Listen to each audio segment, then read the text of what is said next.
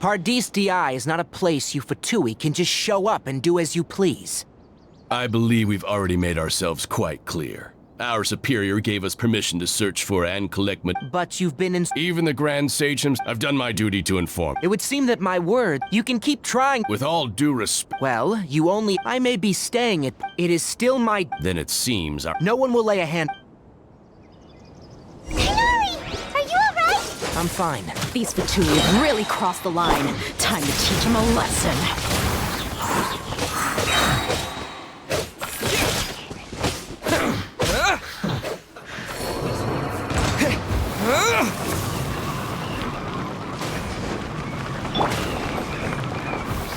This moment will be frozen in time.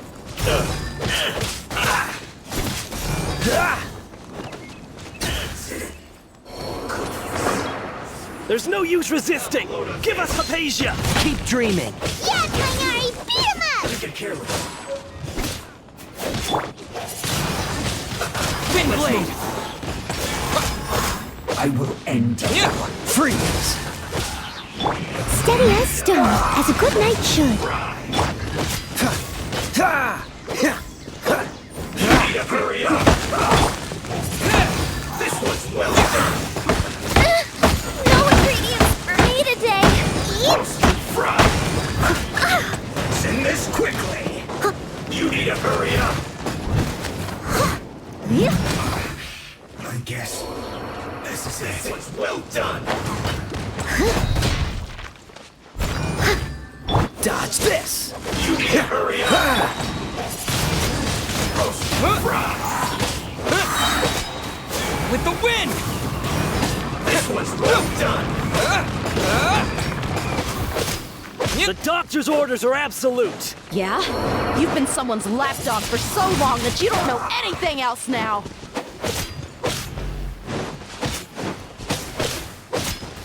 I will end you. Don't get frostbite.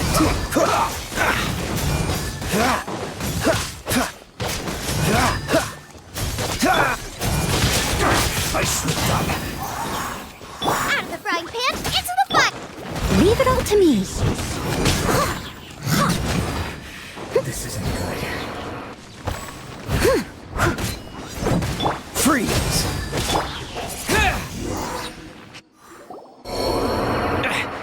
We're not getting anywhere. Traveler, Pine... Got it! Hypatia's still...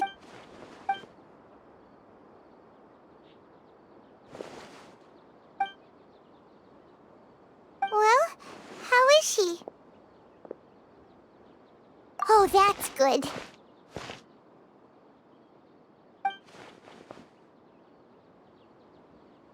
So, you think this is over?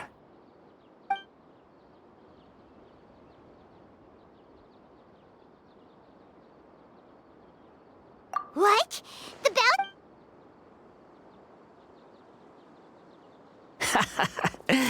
I've missed that look of abject horror.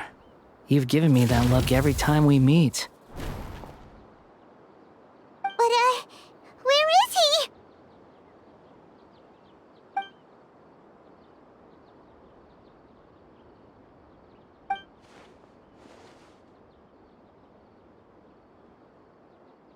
I can hear all of your thoughts, you know. Don't you remember? I already saw you the first time you came to Paradis Di and made contact with Hypatia. I didn't need to do any... Who are you? I know you must be curious. I might as well tell you that I decided to enter Hypatia's consciousness the moment I sensed your touch. I wanted to observe you on a fool's errand. Hey, Traveler! What are you doing? My deification is nearly complete. All that's left now are just some final details. Do you understand? Even if you manage to rescue Lesser Lord Kusanali, it will be impossible for you to defeat a bona fide god like me. Is it wise to force that childlike god into a divine battle against me? Scholars consider the God of Wisdom to be the sum total of their faith. But this also shows that humanity's... Yes. Yeah, I'm in a good mood, which is why I'm talking to you like this. What do you mean?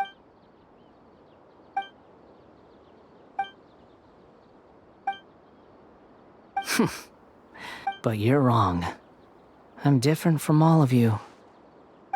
I was born to become a god.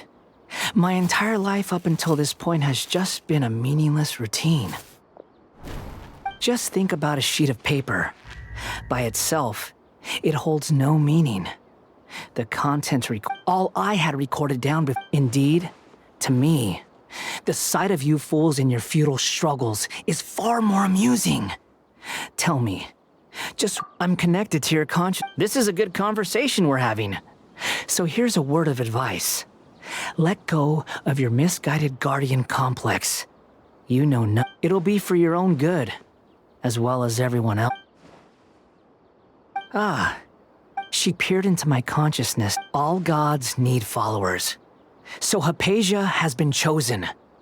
Her appearance heralds my imminent arrival at the throne of divinity, while her worship shall become my glory. You're doubting me again? Who wants to hurt my devout follower? The doctor wants to hurt...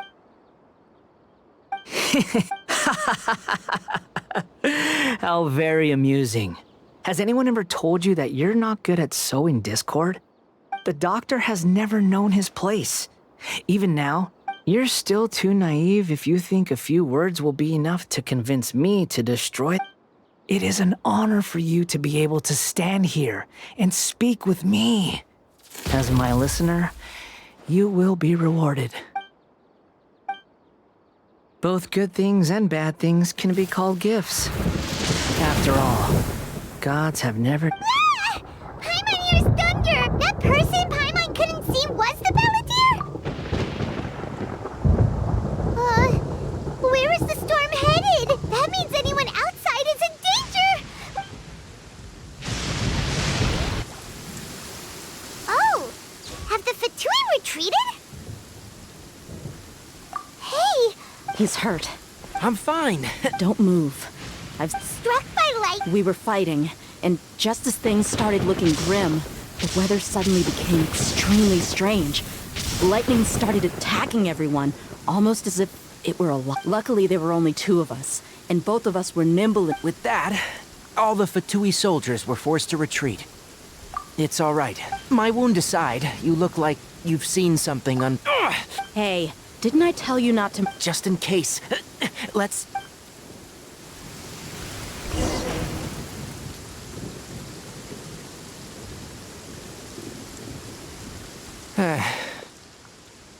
Thank goodness, she's fine. Hey, how about taking care of yourself first? I understand my condition. The wound is not fatal. I'll be all right. Ugh. The more you understand medicine, the worse of a patient you become. I know. They always think they can push through the pain.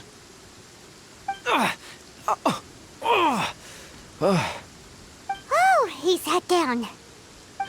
Let me rest for a bit. Sorry, traveler. Now you may start.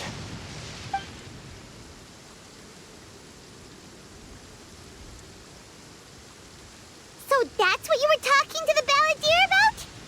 Oh, Paimon can't believe what he's thinking. The Academia's God creation plan. How ridiculous. That sounds, ambitious, I guess? Anyway, this is all way beyond me.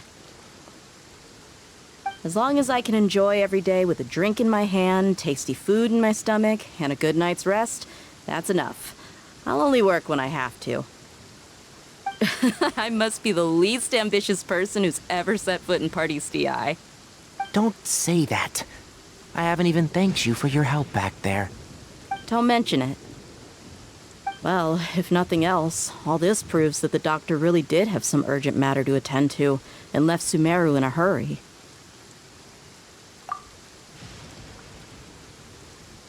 Maybe the Fatui want to cover up some secret of the Balladeer.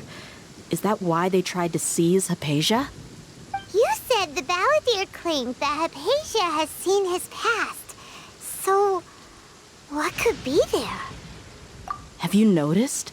The Balladeer is not happy with the Doctor's actions. He thinks the Doctor has no right to consider himself as his equal. So, if the Doctor was to show up again, would the Balladeer zap him with lightning? Based on what the Traveler has said, I think he would. Having the Doctor gone benefits him as well as us. In other words, we've successfully completed this stage of the plan. The Doctor is out of the picture now. Yay! That's a big accomplishment! I'm also happy for you. Thank you for the help, Tainari. Make sure you rest up for now. Yeah, all right. Okay, that wraps things up for us here at Party's DI. Traveler, it's about time we rendezvous with the others at the Grand Bazaar. Let's continue to keep a low profile. You can head there once you're ready. You can just focus on your plan. Leave Hypatia to me. My wound is not going to get in the way. Okay. Guess I'll sit still for a little while longer.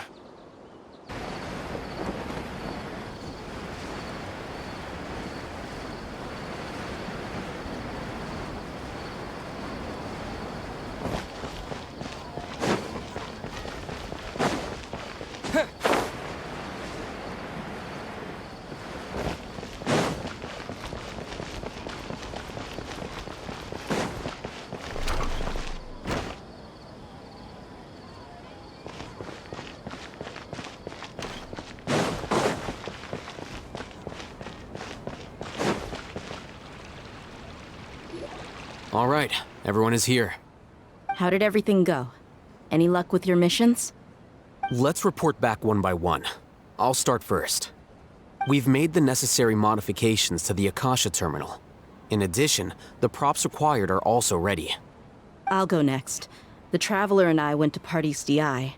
The situation was a bit complicated, but we found Tainari. Unfortunately, he was wounded during a fight. Who was behind it? Well, that's the tough part. What should I say, Traveler? The Fatui or the Balladeer? After some back and forth, we confirmed that the Doctor has left Sumeru by boat. He has something urgent to attend to back in Snezhnaya. So, we've successfully removed the Doctor from the picture. Also, Tainari's already resting, so he'll be okay. Good. Oh, Tainari also asked us to tell you this message. Trust your own senses and experiences. All right. I'll remember that. Everything also went smoothly on my side. The Eremites should have arrived at their destination by now. To avoid alerting the quarry, they will stay there for now. I can't believe you actually got so many Eremites into Sumeru City. It's all thanks to Rahman and his brave team, as well as their bold strategy. It appears to have been very effective. I'm glad to hear it. Well, is that everything? Okay, this meeting is adjourned. Huh? Wait, you mean that's it? Well, what else is there to discuss? Shouldn't you end with some words of encouragement? You know, to fire us up now? Personally, I'd rather we all go home and get some rest. I'll hate them, Ugh. Oh, and if you wanted someone to say something to that effect, then I must reiterate that I'm here to strategize and not to lead. So you should find someone more suitable to do that. But I thought all of you academia big shots were great speakers. Then I should remind you that I'm the scribe. I know that. So what? A scribe is responsible for recording meetings, not speaking. Fine, whatever. Well, Sino doesn't seem to be much of a talker either. I guess that leaves it to my employer. Employer? Yep, the Traveler hired me.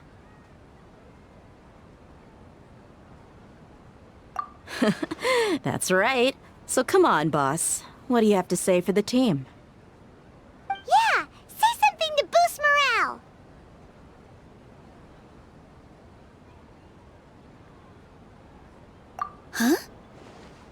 all doing here? Oh, it's Niru! Hey, everyone. I'm not disturbing you, am I? Not at all. I was actually just about to go find you. Judging from the group and all your serious faces, you were discussing something important, weren't you? But you also look like you're up to no good. Seems pretty interesting. Welcome, Nilu. Would you like to join us? Huh? Join you? You mean, you also want to discuss something important with me? Yes. Something very important. Nilu, are there any breaks in your performance schedule in the upcoming days? Huh? Wait, you're seriously inviting me?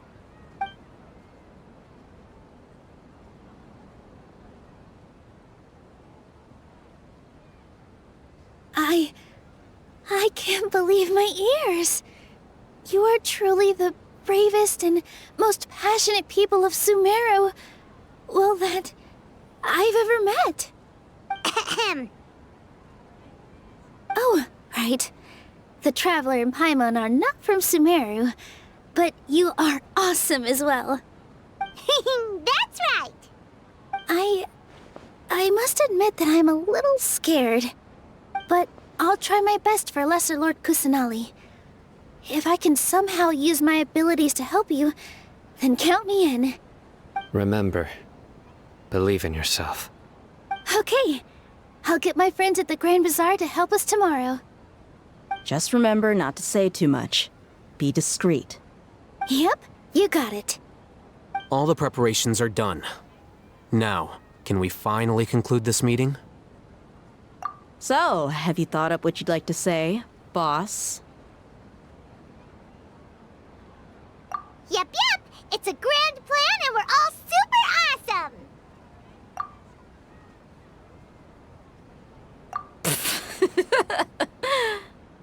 Well said. A good night's rest before an operation can be the difference between success and failure. Thankfully, I've had my place to myself recently. It's been nice and quiet. Huh? Oh, nothing. Alright, let's all go home and get a good night's sleep so we can be up early tomorrow! Okay. So I guess that means it's time to say goodnight now. Yep! Good night, everyone!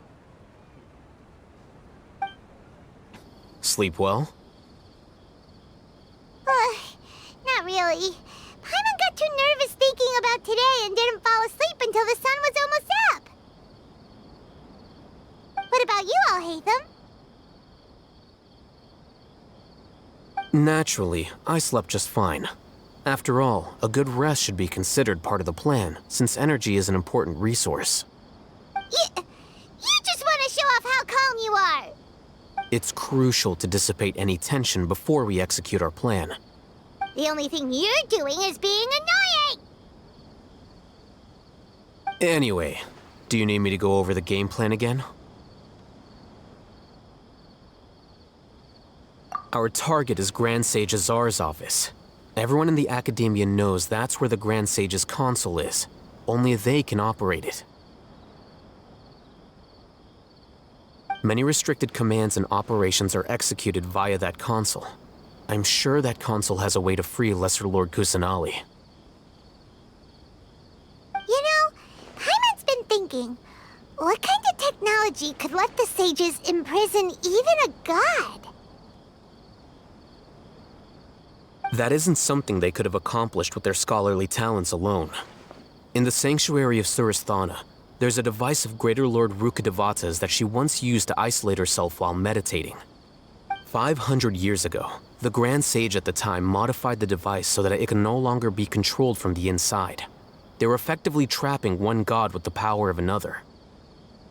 So, how are we gonna get to the Grand Sage's office? Don't forget, today is Nyagarbha Day, arguably the most important day to the Academia. The sages and core academia personnel are busy loading the latest batch of research developments and legal decrees into knowledge capsules so that they can be entered into the Akasha. All the Darshan's researchers have their noses to the grindstone, and the academia's grounds are flowing with all sorts of people. It's the perfect time for an infiltration. When the Grand Sage leaves his office to supervise the entering process, that's our cue to access the console and free the Sumeru Archon. Well, yes. That's just the visible side of our plan, after all. If precedence holds, the academia should have already started preparing for Nyagarbha Day. Everyone should be in position. All that's left is for us to lead the charge. Let's go. So are we just gonna walk in through the front door, or...? Yes. Were you expecting a stealthier approach? Paimon can't think of a good comeback. Alright, it's all on Alhaitham if things go south.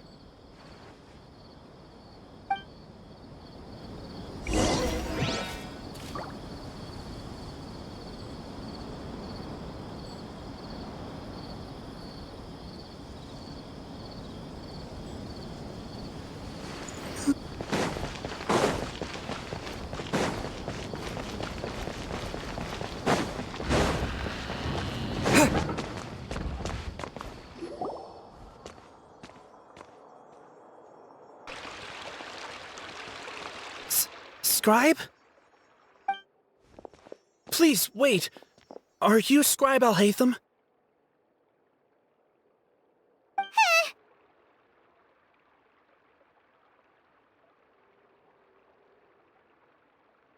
That's me. Is something the matter? I'm in a hurry. No. I was just surprised to see you here. I had heard that the sages were looking for you not long ago, but I didn't know what for. And, also, please don't bring outside guests into the academia. Outside guests? How did you arrive at such a conclusion? Your groundless inference shames the Haravatat Darshan. What did you say? I'm the top student in Haravatat, and I earned 3rd place at the last Inter-Darshan debate. Don't look down on me! That wasn't my intention. As your Haravatat senior, I just assumed that you possessed a greater aptitude for critical thinking. Look, based on what you already know, the purpose of my return and the reason they're here should be obvious. Is that so? Wait a moment. Let me think. Don't tell me the answer. The sages search for you. A blonde-haired traveler. Outside guests. So, from the start, the sages weren't looking for you, but this traveler? And you were gone from the academia for so long because... Hey, shh. Yes, you've proven yourself as the top student in Haravatat. I surmise you've arrived at the correct conclusion. As I expected. Please, forgive me. I wasn't thinking clearly just now. Thank you for getting me back on track.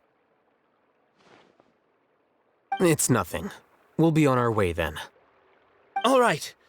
Thank you for your contributions to the academia, Scribe.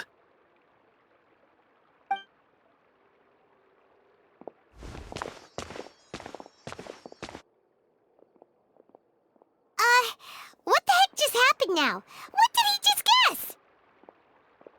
I'm afraid I don't know either. You have no idea? Mm-hmm. He convinced himself of whatever truth he came up with. That is the so-called pride of a scholar. If someone questions their academic facility, they will instantly feign understanding to keep up appearances. Nowadays, the academia is rampant with this type of scholar. Their obvious farces of intellect only serve to highlight themselves as fools. Wow, so there are special ways to deal with smart people. We don't even need to make up our own excuses. We shouldn't waste any more time. It would be problematic if we missed our window of opportunity. Let's go.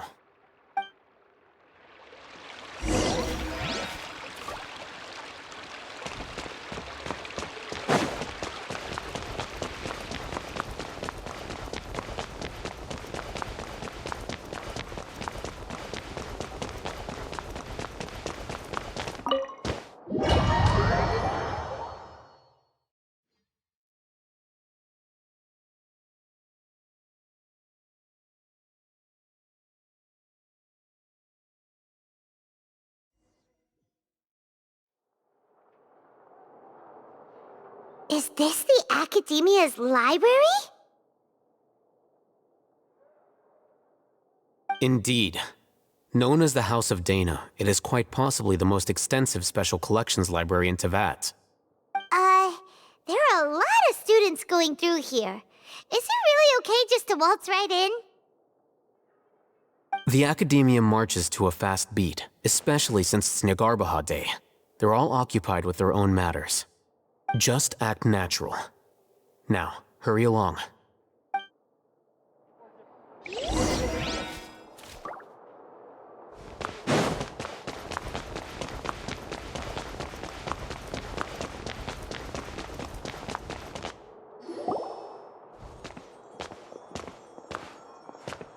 What's this platform for?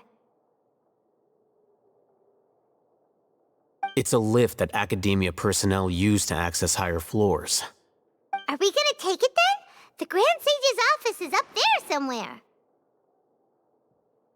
No, not right now. We can't guarantee that we won't run into the Grand Sage. Let's step back and observe for now.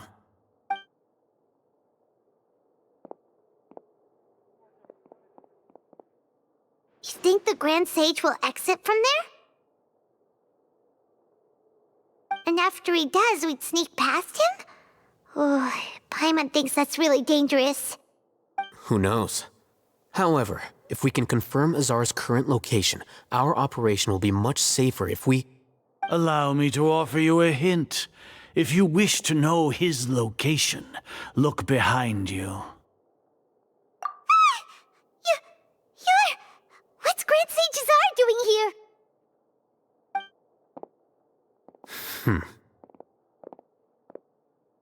Do not tell me you believed the Academia would not grow suspicious of you after such a prolonged absence, scribe. An eyewitness had informed me of your whereabouts, so I came to personally welcome you. Grand Sage, I didn't expect you to care so much about me. I'm truly flattered. I'm sure, but compared to you, I am far more interested in these two unexpected guests. You are the Traveler and Paimon, correct? It's a pity that only now have I been afforded the opportunity to formally meet two of Sumeru's most esteemed guests. I do apologize for my lack of decorum. Excellent. You immediately initiated discussion instead of attempting to prepare some perfunctory excuse. You clearly understand the situation at hand, and have no intention of making a reckless stand. The foot traffic here renders this place unsuitable for discussion. Please, follow me to my office.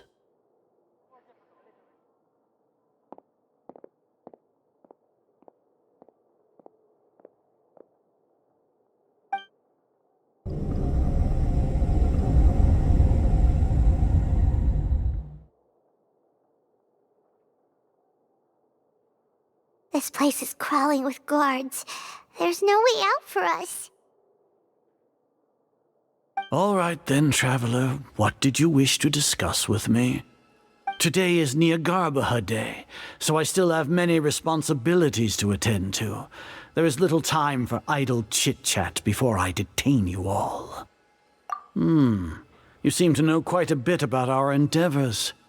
If that is so, then you should be praising our great work, rather than using your trivial misgivings in a futile attempt to sway me. Trivial? Then tell me, what do the Fatui want from me? Worthless. Those are all completely worthless. Benefits, divine power. These materialistic words do nothing but debase our great work. Creating a god. Yes, we are using human wisdom to create a god. If humanity cannot attain omniscience and omnipotence, then we shall create a god to reveal them. This is the pinnacle of human wisdom. We shall regain a god's guidance at long last. No longer will we flounder in the interminable void of consciousness and knowledge. Even Irmin's soul will be freed from its plight. For our nation of scholars, this is the ultimate aspiration. No cost is too great to realize it.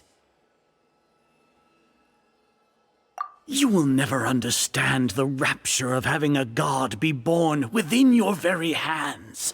With your degree of knowledge, you cannot even comprehend such an emotion. Gods exist on a plane that far eclipses humanity's. Lesser Lord Kusanali, what can she even do? Care for the people? Fend off sandstorms? Fabricate silly fairy tales? These are but child's play for the academia. Does that make us equal to the gods? We are a people favored by Greater Lord Rukkhadevata. Though I may have personally not seen it, our forefathers bore witness to true wisdom. The ascension of the Lesser Lord has brought nothing but bewilderment to the scholars. They all ask, is that truly what true wisdom is supposed to look like? With that in mind, it is better to keep her isolated in the sanctuary of Suristhana, so our academy will not become embroiled in turmoil. Justification. Do you really think that only the super smart or powerful should be able to call themselves gods? As per your judgment, Grand Sage, they are indeed dangerous individuals. Not only are they acting against the academia, but their ideologies have the potential to lead scholars astray. Looks like there really was merit in my assignment. Alhaitham? Are you talking about us? Anyway, I've brought them to the academia as ordered, but it took some time and trouble. Oh, that reminds me. Here's the investigation report you had requested. It's a summary of my time spent with the Traveler, an array of information about him ready for your perusal. Alhaitham? So you're still on the academia's side! We finally started to trust you!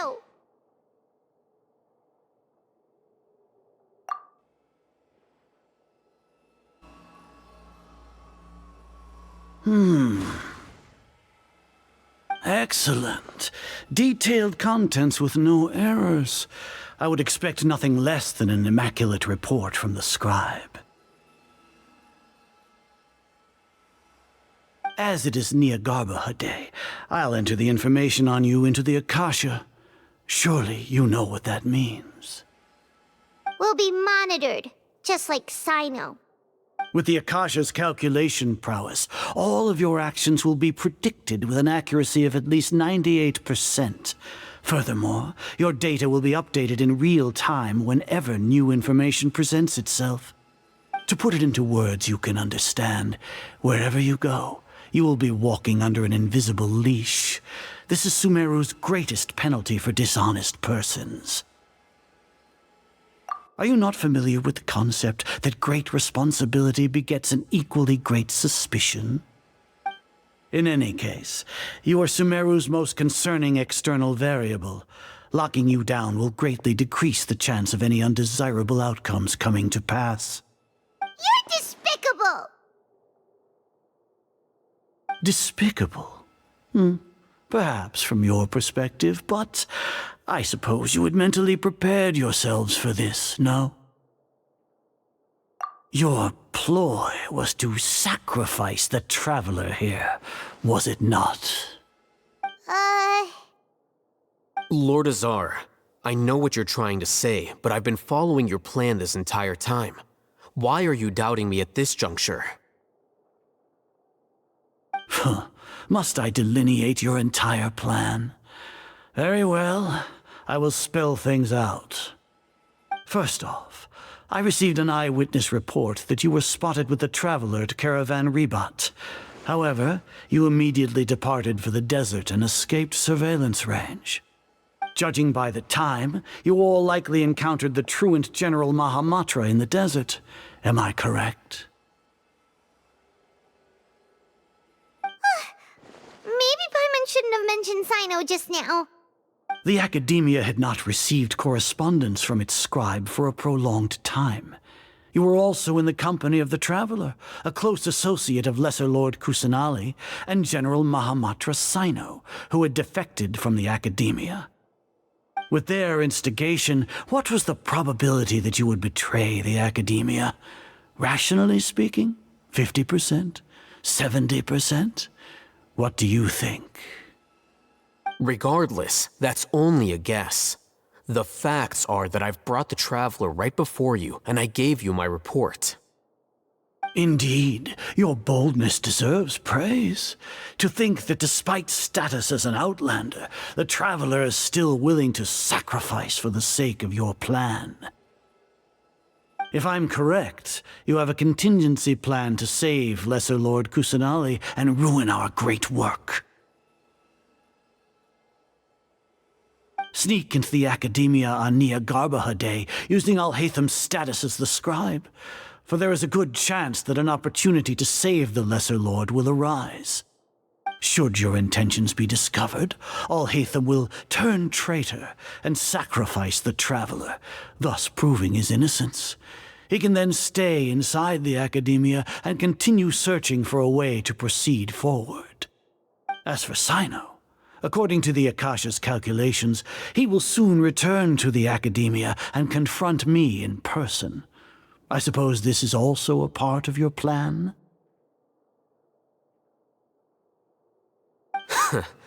You'll see me as a traitor regardless of what I say, no? Even if you impugn me, it would have little effect on you all. You misunderstand. Losing our scribe would irreparably damage the Academia's regular operations and the development of Sumeru's future academic systems. However, under the current circumstances, even that is trivial compared to what we stand to gain from our great work. You said that I betrayed the Academia, but you, Azar, you've betrayed all of Sumeru, betrayed its Archon. So flight has turned to fight at long last. Guards!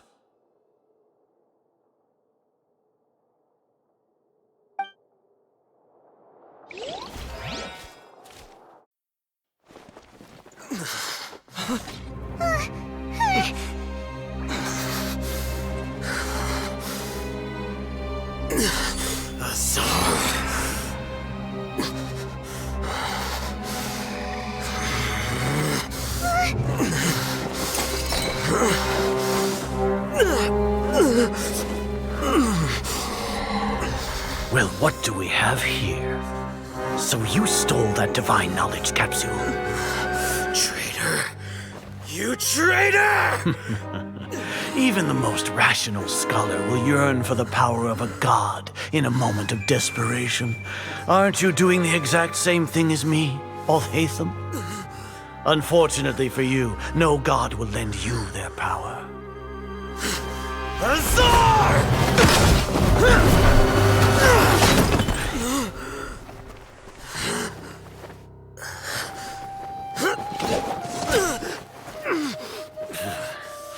He has gone completely insane.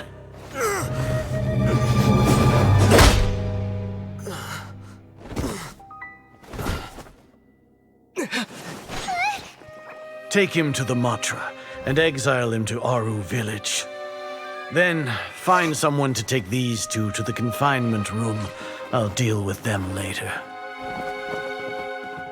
Grand Sage, we've finished all required preparations for Niagarbaha Day. We may begin to enter the capsules now. Excellent. You may begin.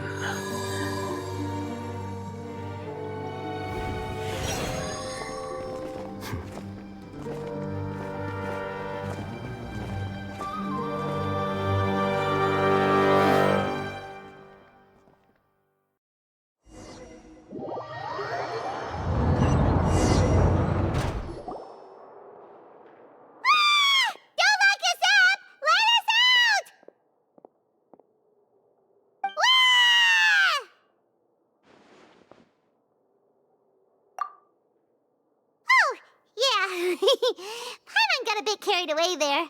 How was Paimon acting just now? Great, huh? Everything's going according to plan so far. We made it into confinement, and Alhaitham's probably done with to trick Grand Sages are! Alhaitham sure knows how to cook up a plan! What are we doing next? Paimon has trouble remembering things when she's worked up. Right! Paimon thinks it went something like this. Apart from that, we still have yet another goal in the first stage of our operation, which is to send the Traveler to the confinement room. What? Why do we want to get him locked up on purpose? He's always been the person the Sages are most afraid of, as well as the greatest obstacle to their successful implementation of their plan. They are very aware of the risk he poses to them. Once the Traveler is imprisoned, the Sages will likely think that everything is under control. And with their guard down, the next phase of our plan will have a much higher chance of success. I can already see the pompous looks on their faces. Oh, that's a super tricky plan. But Paimon still thinks it's not really worth it. That isn't the only reason, of course. He has a more important task once he's in confinement. According to the Academia scholars in Ramon's custody, Lesser Lord Kusanali has sealed off her consciousness in the Akasha ever since she was captured by the Doctor. That way, they can't pry any more information from her. Even if we break into the sanctuary of Suristhana, it will take time to awaken Lesser Lord Kusanali's consciousness. We need to do that in advance. So our job is to wake up Nahida! Okay, totally worth getting thrown and jailed for. The confinement room is inside the Academia, close to the sanctuary of Suristhana. It's a completely enclosed space, and you won't be receiving any visitors. I'll work with Ramon's scholars to make some modifications to your Akasha terminal. Once you're in, get as close as you can to Lesser Lord Kusanali and try to connect to her consciousness. However, as for whether she'll actually wake up, that will depend on our luck.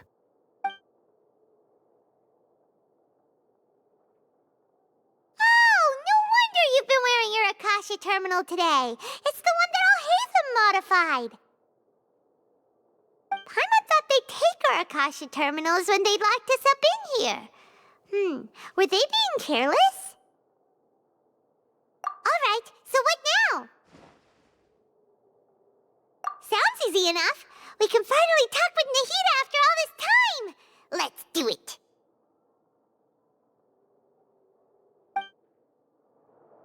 There's a light flashing on your Akasha terminal. It's almost like... the faster it blinks, the better the signal.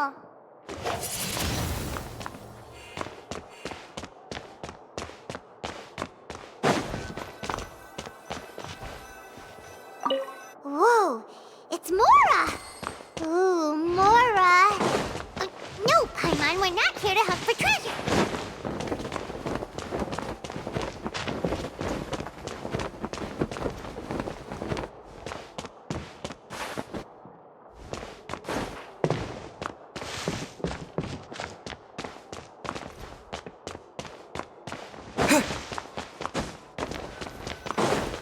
Here? No signal again! Is it getting jammed?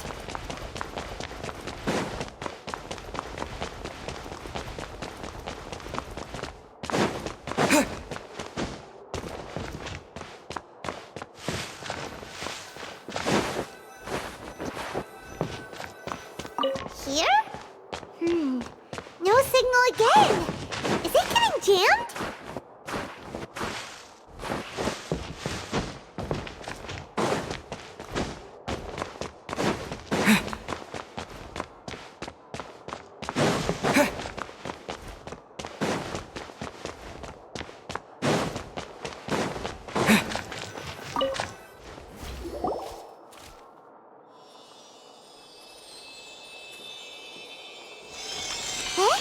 Is this the right spot? Are you getting anything?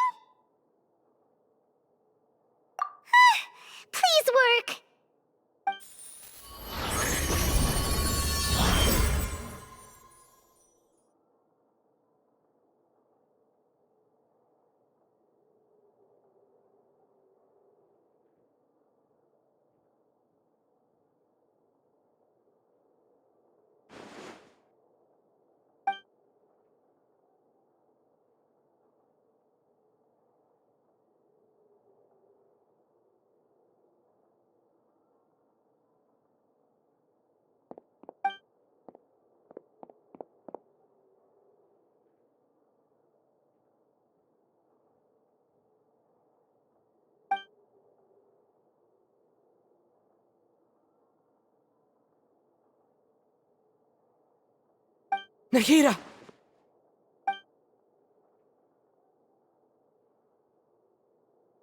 Hey, Nahida!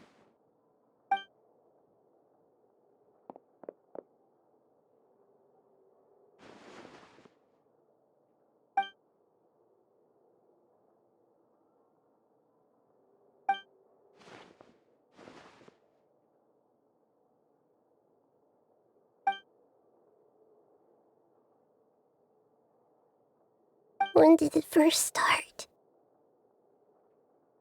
Oh, right. It started from the moment I was born. I want to become a worthy Archon.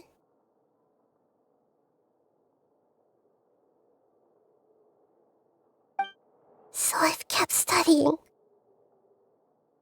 Kept listening to my people and their hearts. Kept looking for a way to save Irminsul. So I can catch up. Catch up to Greater Lord Rukkhadevata. But I'm stuck in the sanctuary of Suristhana. The sages are creating a god to replace me. And I'm forced to lock my consciousness in this boundless darkness. Nahida!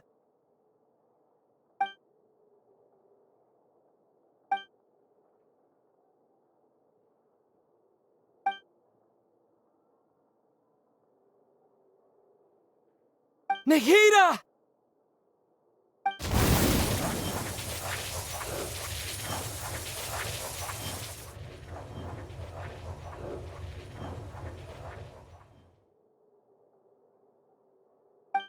It's so quiet here.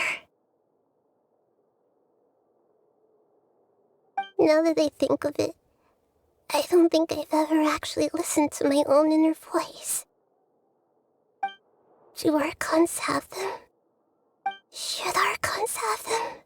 Have I been doing the right thing? Am I really not needed? How do I really feel about all of this? It's so quiet here. Since you're the god of wisdom, you've known the answers to all these questions since the very beginning, haven't you? Who are you? Whose voice is that? It sounds familiar. You're right, though. I won't ignore my own voice anymore.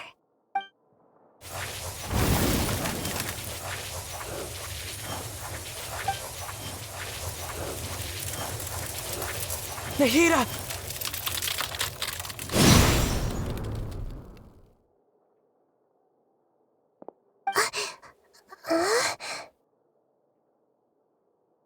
Nahida?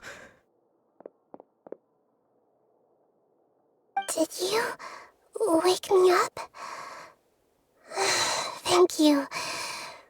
Why are you here? We're here to rescue you. Are you alright? I'm fine. It's just...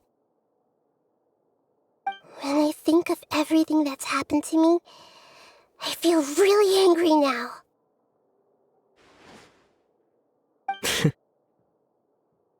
You should have been angry ages ago.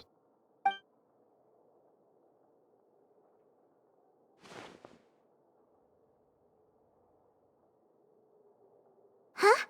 Oh, you're back! How's everything? That's wonderful news! Great! We weren't locked up for nothing. When you went to wake up Nahida, Paimon was listening for any sounds outside. You were out for a long time. There are fewer and fewer scholars going about now. You think everyone's done with their Nyagarbha day stuff? Yep, so that means our next act is Nilu's performance!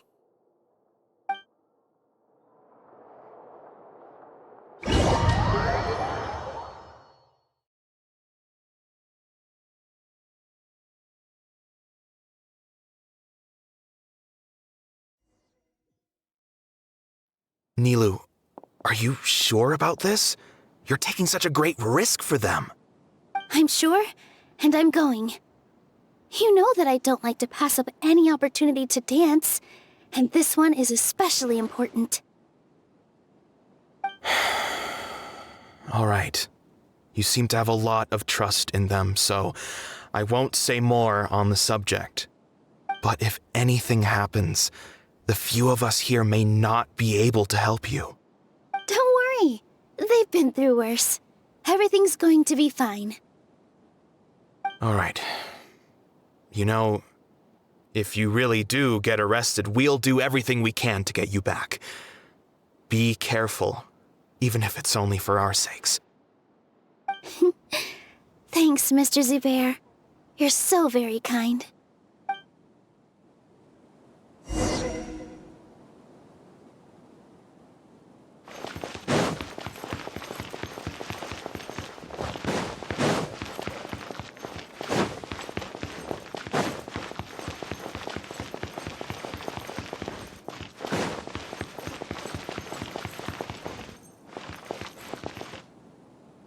Nilu, how's it going?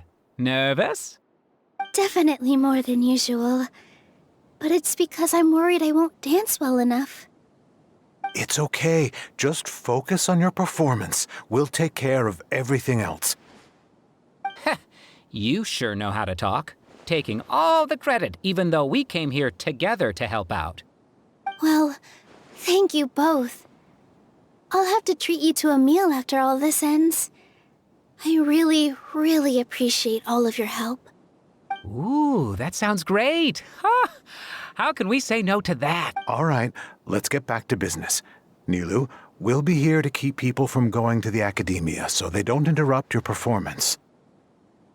I was planning on telling them something like, the Academia's been conducting a weird experiment, and some of their test subjects escaped. It's really dangerous there, so stay away. Oh, you couldn't think of anything better? Oh well, I guess it does sound like something the Academia would do. I think it sounds great. I'm counting on you guys. Don't worry, it'll be a piece of cake.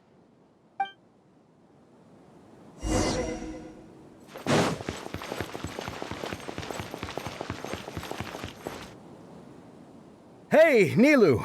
Sorry, it's great to see you, but I'm really busy right now. Our Bait People Away with Yalda Candies plan is working beautifully. Do you want some candy? We have more than we can give out. Vihar, thank you so much for doing all of this. And even dressed up as the Knight of Flowers, no less. I'll pass on the candy, though. I cut back on sweets in the period leading up to a performance, and I'm about to start one. You have a point. The stage is cleared and everything's ready, so you can start your performance at any time. Yeah, thanks to you. I'm really grateful. All right, time to hit the stage. You're welcome. The honor's all mine, since I'll have such a great view of the show.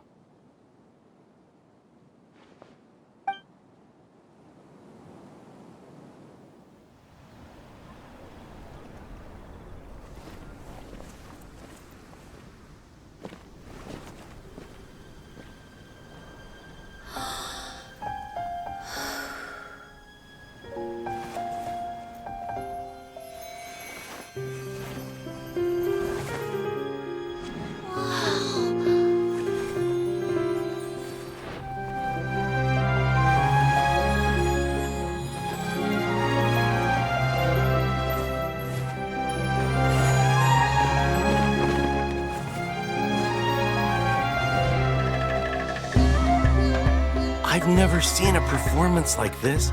This is incredible. Yeah, but I heard that public performances like these have been banned. I can't believe she's doing this here.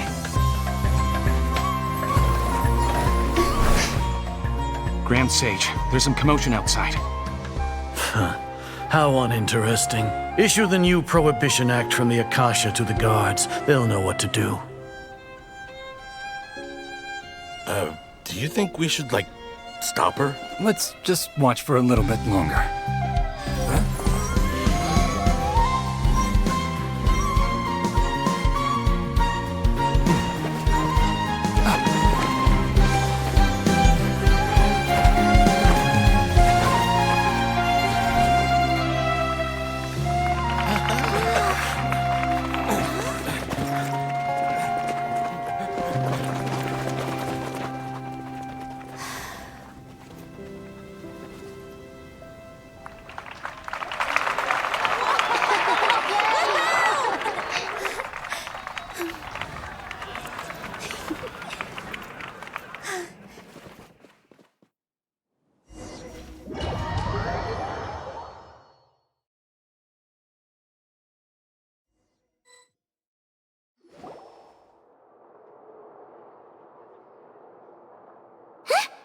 Did you hear that? It sounds like a lot of guards just ran by. Does this mean the plan has moved on to the next stage? Yep. It's great that everything seems to be going well. Come to think of it, when did Alhaitham replace the knowledge capsule that was about to be entered into the Akasha? Oh, so that's when he did it! Paimon was too nervous to notice. Speaking of, didn't Alhaitham also yoink the divine knowledge capsule from that mercenary leader in Port Ormos when everyone else was distracted? It's a time-tested trick of his. Why are we complimenting him? Yeah, he's smart and all, but he still makes Paimon's blood boil. Let's review our plan for this stage again. It's not like we have anything else to do right now anyway, and it'll help us feel more confident. Paimon remembers that Nilu's task was supposed to go a bit like this. Now that Lesser Lord Kusanali's consciousness has been forcefully sealed, the core figures of the Academia and their guards have started to wear their Akasha terminals again. With the Doctor's technological support, they think they have nothing to fear. How despicable of them to rely on such a person. But this is also our chance.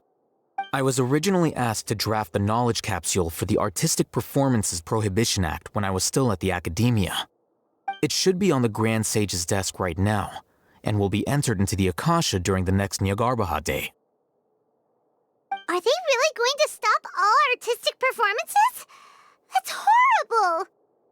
I'll make an identical knowledge capsule, but this time, I'll smuggle some misleading information into it.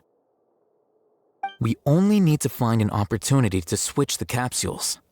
Once it's been entered into the Akasha on Nyargarbaha Day, if someone were to be seen performing in public, the sages would definitely use that opportunity to announce the ban, and so the misleading information will be disseminated amongst the guards. Sure sounds complicated, but it seems like if everything goes well, we'll be able to get rid of all the guards in the Academia without any effort. That's pretty clever, getting right into their heads. I just have one question. Even if we manage to get the misleading info out to the guards, how can we be sure that they'll believe it? People who are used to relying on the Akasha become less inquisitive, and their ability to distinguish truth from misinformation is significantly reduced. They will view everything the Akasha releases to them as the unequivocal truth. The Akasha will turn humans into machines. I've seen it happen many times. Yikes. Good thing I didn't wear it for long when I was working in Sumeru City. At first, I thought it was a good thing, too. By the way, this plan still requires a performer, right? Do you have someone in mind? Nilu of Zubair Theater. I know her really well. We can trust her. I'm kinda hesitant to ask her to participate in a dangerous plan like this, but we can ask her in person. All right. After the guards in the Academia are gone, then it'll be time for me and my stowaway brothers to shine.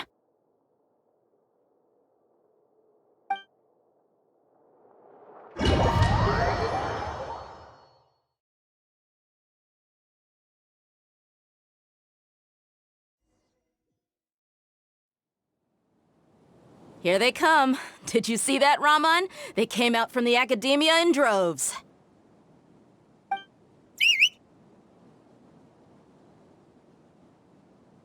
After laying low in the city for so long, this is the moment we've been waiting for. My brothers have already sprung into action. We couldn't do anything to them inside their coop, but outside the Academia, this is our hunting ground. With a lioness like you, the prey sure won't be able to run far. We still need to eliminate the guards as soon as possible.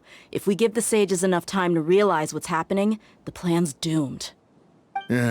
All they've done is to sit on their cushy salaries and twiddle their thumbs all day while we fought and struggled every day in the desert. The only advantage they might have is their numbers. Speaking of which, most of the guards who report directly to the Six Sages belong to the Corps of 30, but they have a completely different reputation. Following those blasted sages every whim, throwing away all the principles of being a mercenary. As someone in the same profession, I'm obligated to teach him a good lesson today. Indeed, the trap has been set. All we need to do is lead them there. All right, let's each take a road and herd those scattered guards back into one place. Make sure to attract their attention. Isak will be the key. You gave such an important task to that child. Will he be okay? It'll be fine. Isak was so determined to help, so let's put our faith in him. Besides, even if he's caught, the guards would be too scared to do anything to him. They've never seen Lesser Lord Kusanali in person, after all. You've got a point. Anyway, I think I see them coming. Let's head out. Good luck.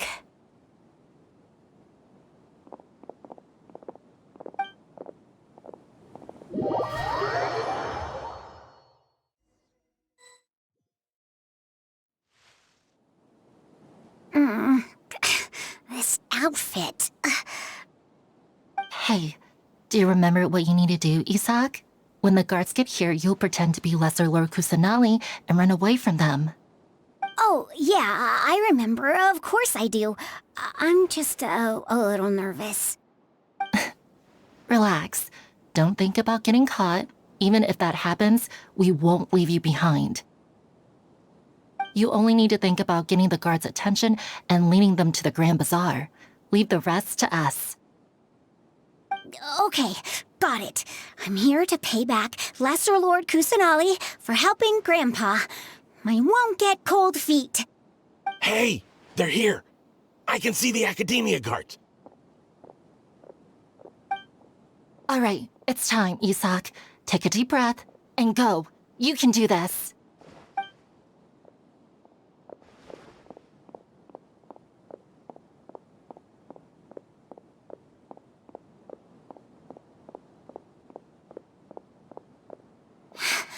Why is there a guard over there? Did he already run ahead of me? This is different from our plan. But there's no time. I need to make a choice.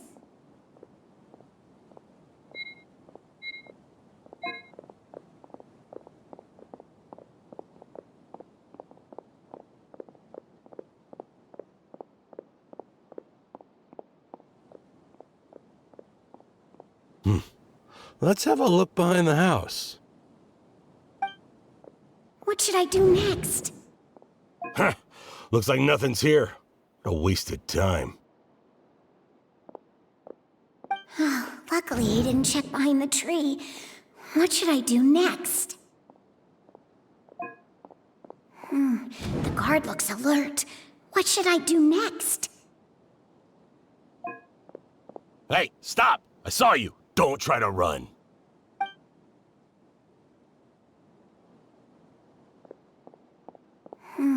The guard looks alert. What should I do next? Doesn't seem like anything unusual's around here. Looks like the guard finally left. I need to go.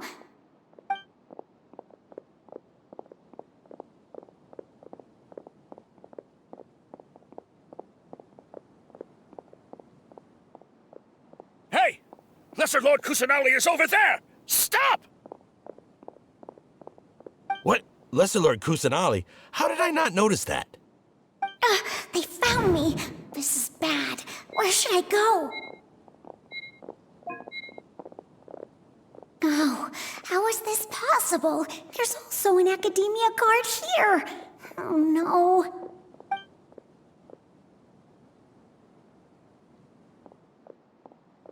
Hey! Lesser Lord Kusanali is over there! Stop! What? Lesser Lord Kusanali? How did I not notice that? They found me. This is bad. Where should I go? The target suspected to be Lesser Lord Kusanali has escaped into the Grand Bazaar. Assemble and arrest her!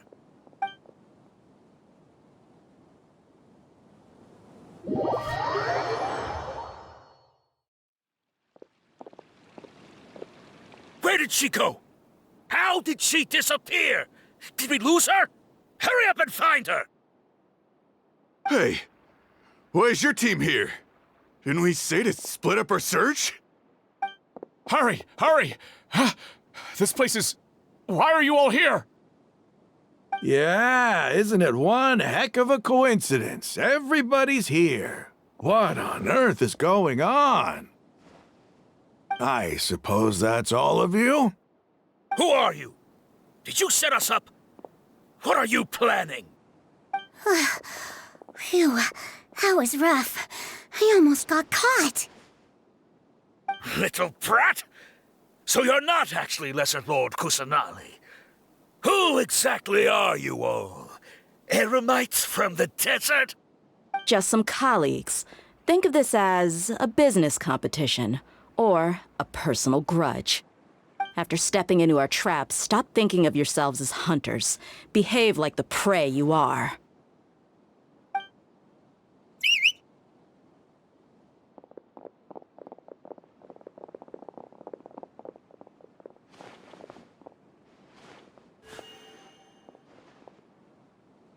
An ambush?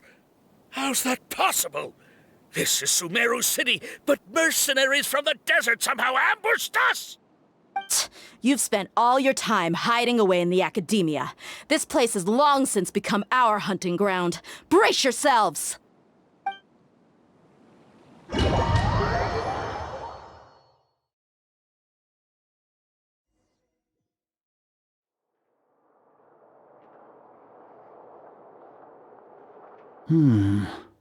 This is odd.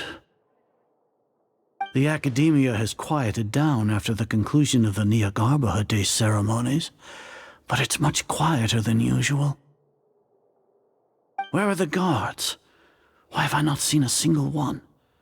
Guards? Guards! Grand Sage, how may I be of assistance? I called for the guards. Why did you come?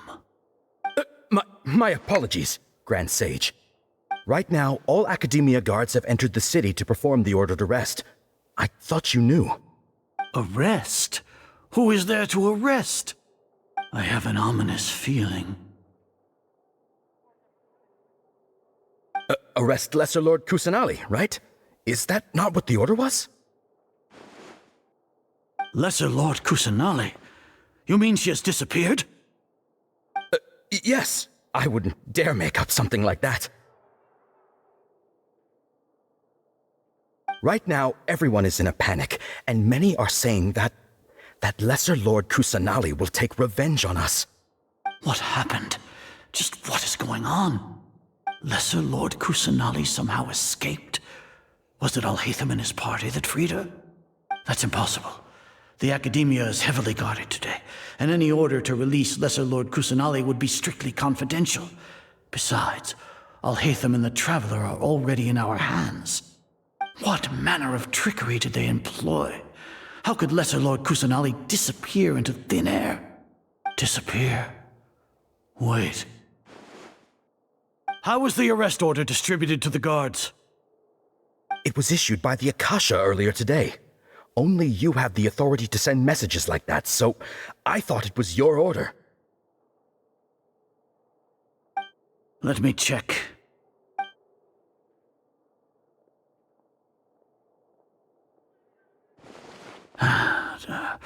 Here. Lesser Lord Kusanali has escaped from the sanctuary of Suristhana. Go to the city and arrest the escapee immediately. The Akasha indeed contains this information, and it clearly appeared in my mind. How did they bypass my permissions to issue this kind of message? Was it the report about the Traveler that Alhaitham submitted?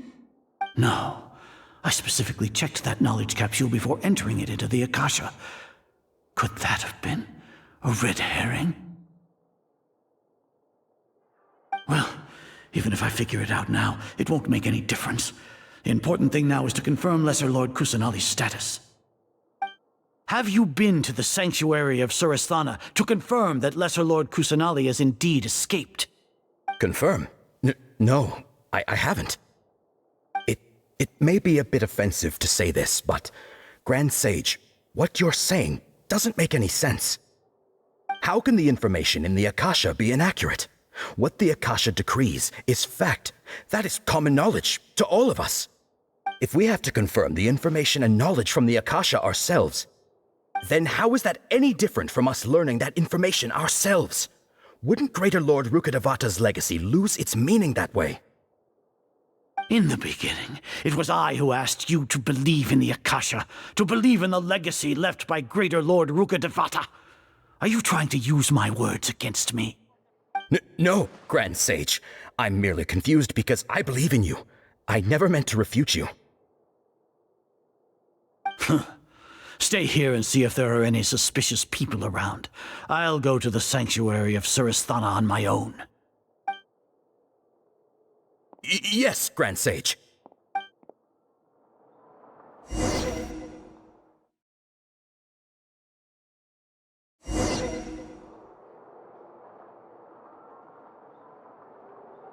Lesser Lord Kusanali has escaped from the sanctuary of Suristhana.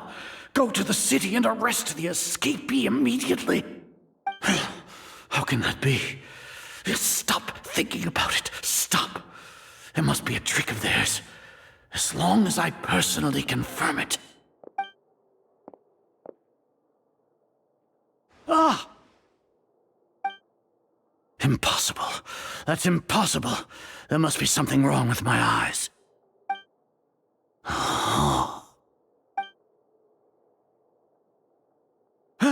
She really appeared again? What is the meaning of this? What a comical sight, Azar. Once the Akasha has put certain thoughts into your head, even the Grand Sage can no longer see what's right in front of him. You all can only see the world in your mind, the one you think you know. And precisely because of this, you disregarded Lesser Lord Kusanali's existence. She has been a wise and worthy Archon. Sino, have you been waiting for a chance like this? The Akasha predicted that you would return to the Academia to confront me, but I didn't expect it to turn out like this. I was careless. No, you were blinded. Your faults stem from your reliance on the Akasha. You're still the same as always. I truly did not expect a proud person like you to cooperate with Alhaitham and the Traveler. People change, Azar. Admit it. The Akasha can't predict my actions anymore. Then tell me, what have you found during your investigation? You want to buy time? This is the sanctuary of Suristhana. Under your own regulations, even Academia staff are forbidden to come here. No one will come to save you. As for the investigation, I've at least confirmed that you are guilty of insurgency against the Archon. A serious crime. So what? Did you do all of this so I would plead guilty in front of you, General Mahamatra? No. I want you to plead guilty in front of the Archon herself. You once said that I had no standing to judge you. So now, how about judgment in the name of a god?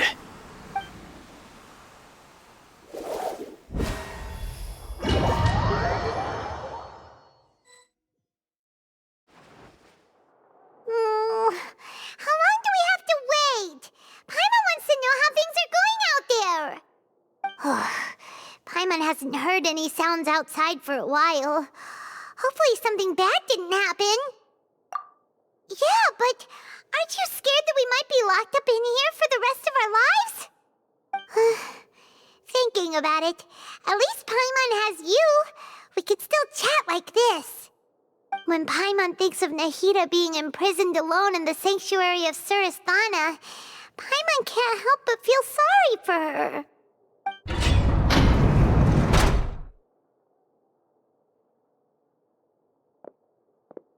Here comes your savior.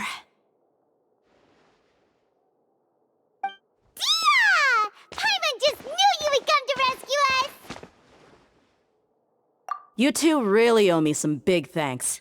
I had to search through who knows how many guards to find the key here. It felt even more tiring than whacking them. I'm exhausted. Thanks a lot. Need Paimon to rub your shoulders? No, that's, I'll pass. What are you afraid of? Oh, are you ticklish? Now isn't the time to talk about being ticklish.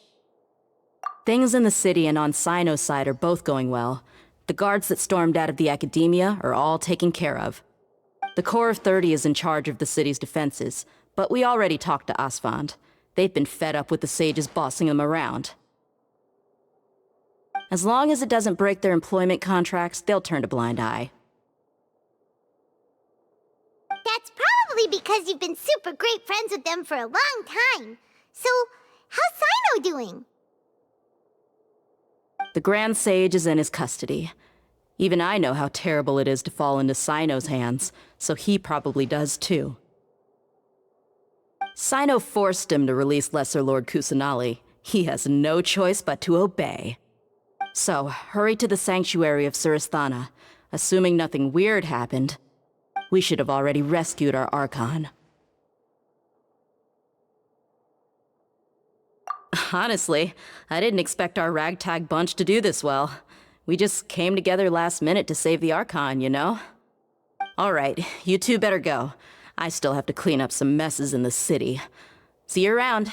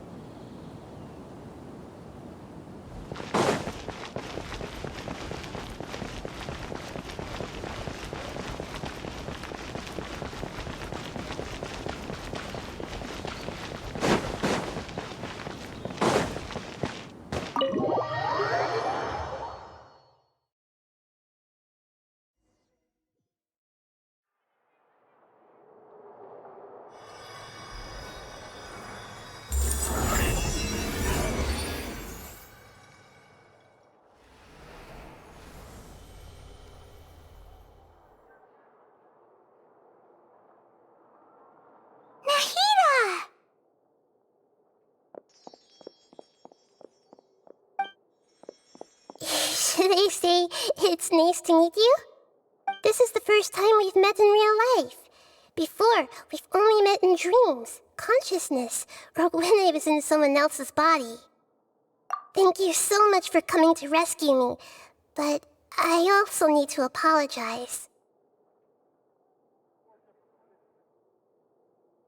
During this time, I did some self-reflection. My sense of inferiority and yielding to the Academia led to all of this, and created so much trouble for you all. Exactly! We're here because you're a good Archon and one of our friends! Thanks, you two. Amazing. So this is how it feels to walk out of that cage with my own body. It's like I just had an endlessly long dream. I can't even tell if I just woke up or was only now born into this world. My concept of self has become so clear. But now doesn't seem to be the time to indulge in this feeling. This is really embarrassing. You all just rescued an Archon, and now she needs your help to save her country, and even the entire world. It's okay. With you here, Paimon's sure that everything will work out. There's one more thing. What is it? For all the things the Academia did to me, and for all the folly it committed in the name of wisdom, as their Archon, I will make them pay. Ah! Wow! That's the spirit! You're finally standing up for yourself and not letting people walk all over you! I understand now. To be a better Archon, I first need to better myself. If you haven't even figured out how to be a caterpillar, how can you be a butterfly? Yes, true. That reminds me. I wonder how far along the Academia is with their god creation plan. We need to hurry and prevent the birth of that false god. I need to make some preparations. Since I'm now free, I can establish a direct link to the Akasha and control it. First things first, I need to remove the restrictions that the doctor put on me in the Akasha. After that, I'll make some adjustments and revoke the sage's permissions. The Akasha will then be like how it originally was, only operable by the Archon. After all, the Academia betrayed Greater Lord Rukkhadevata's trust. This might take some time. In the meantime, you should also work on your own preparations. If we don't stop the god creation plan in time, we'll be in for a tough fight.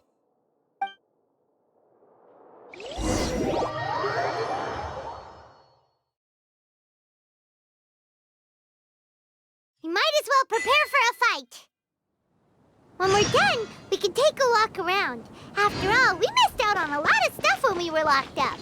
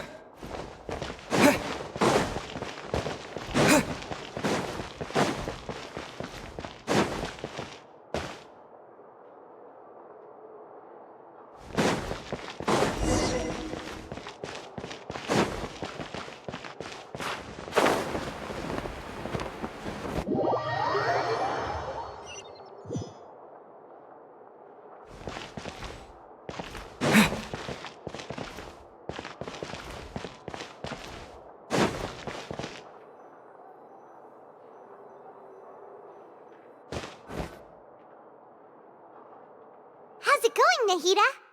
I'm done with the parts that needed my involvement to complete. Although it's my first time working with the Akasha like this, its internal structure and operation procedures are easy for me to understand. Greater Lord Rukkhadevata's design is truly brilliant. Oh, also, this is for you. Huh? What's this little floaty thingy? It's a small device I put together just now. You can think of it as an upgraded Akasha terminal. You may not need it right now, but it should be helpful in certain situations. Wait! This thing has the same characteristics as Paimon! We're both small things that float! Oh, all the things that make Paimon special got copied! When Paimon appears with the Traveler from now on, people won't remember Paimon because she isn't unique anymore! It's alright, Paimon. It can't replace you. It's only a flying device, but you're the Traveler's irreplaceable friend. You're so good at comforting people, Nahida. If only the Traveler was as smart as you. I was simply telling you what I feel to be the truth. I wasn't trying to comfort you. Nahida, you're a natural at this. What you just said made Paimon even happier. By the way, there's something I need to confess.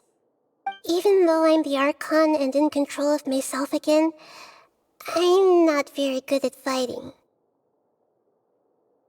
You may have heard that an Archon's power is derived from their people's faith. However, I'm not as well loved as Greater Lord Rukkhadevata. If we get into a situation where combat is our only option, I'll have to count on you, and I'll do my best to provide support. I'm glad I can rely on you. So the God of Wisdom isn't good at fighting? That actually sounds about right. I've located where the false god is. Time is of the essence, so let's skip to it.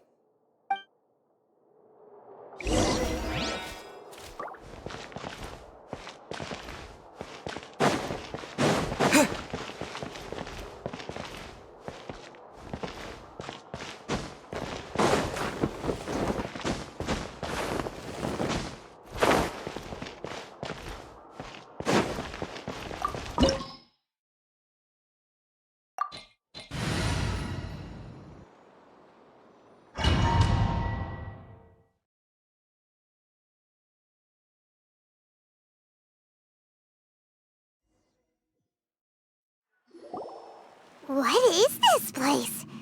Is this really the way we need to go? Wow. Who would have thought there'd be a place like this hidden right slap bang in the middle of the city? The sages wanted to realize their god creation plan without being discovered. The safest and most convenient way would be to build within the academia itself. That's true. They were already hiding one god, so why not two? Judging from the structure here, the project is a huge undertaking.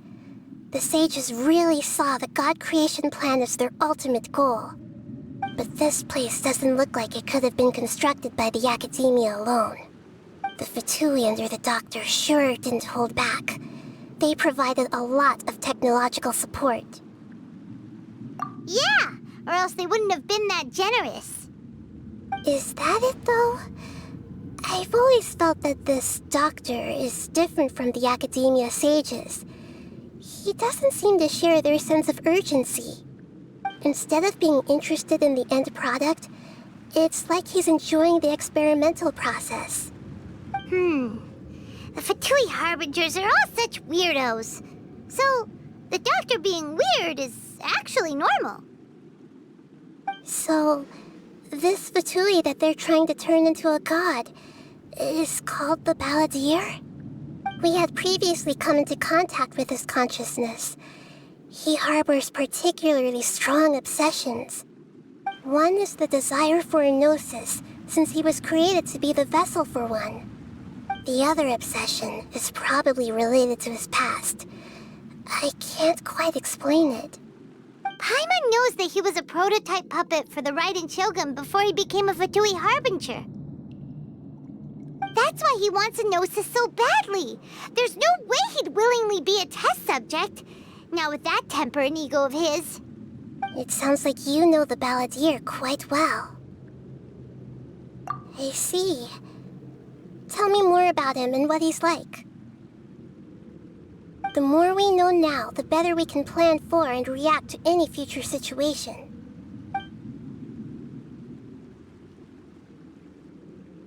Ah, I see. How fascinating. Alright, time to go. Let's get through here and meet him in person.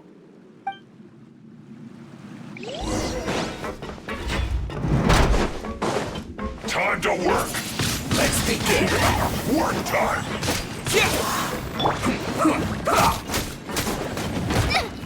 Help! Beginners attack him! Not breaking a sweat! Stay right there! It isn't time for a break! Let's end this quickly! Leave it all to me! This should be fun!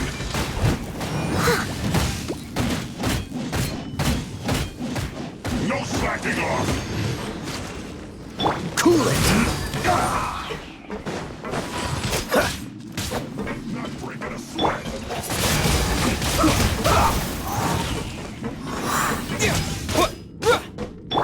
Dodge this! I slipped up!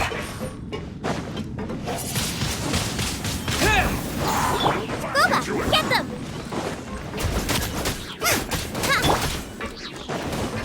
Freeze! Time to fulfill my duty! Steady as stone. Time for a break here! Nice and spicy! Windblade! Cool it! Don't get frostbite!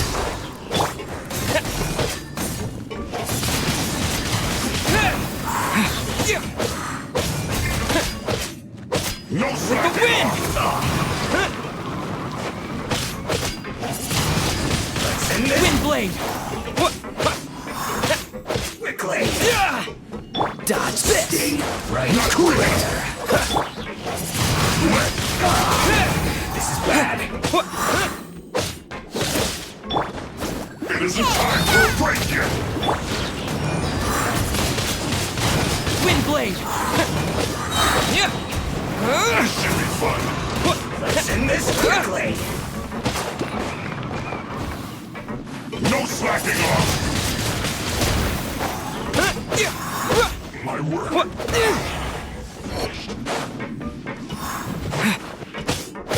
Freeze!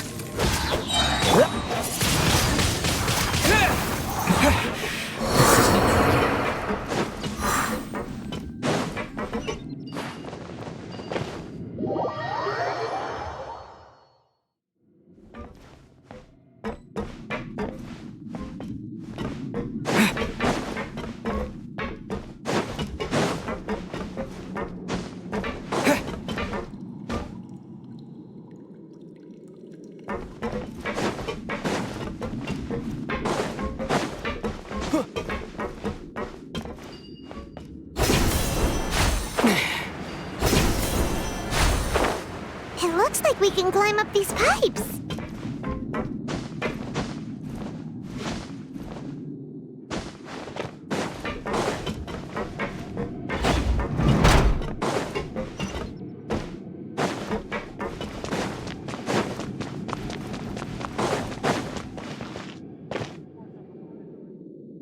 The pattern on the ground seems all messed up. Let's go around and see if there's a way to fix it.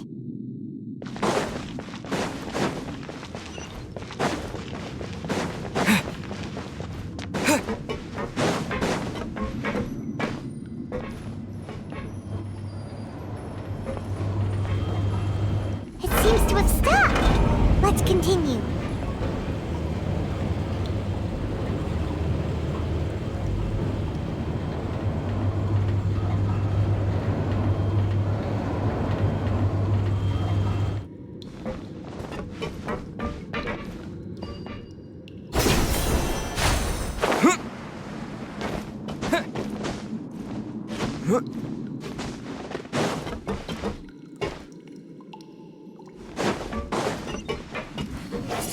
No more words! Cool it! Let's end this quickly! Freeze! I will end Get them! Wind Blade!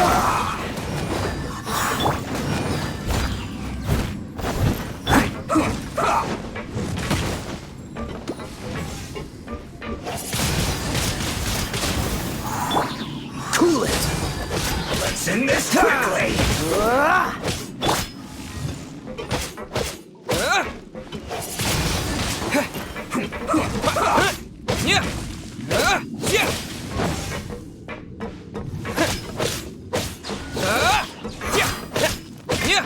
Freeze! This world will be frozen in time.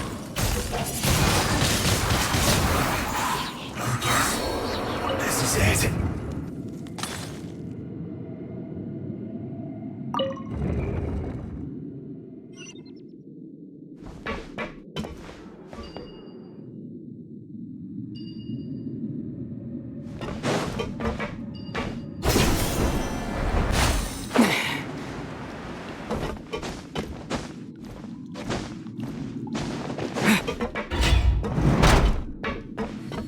You'll get frost frozen. Crest slash frost.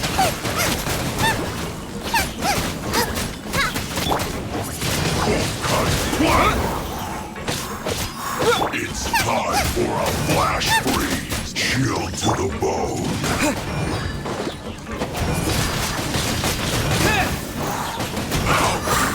Oh no!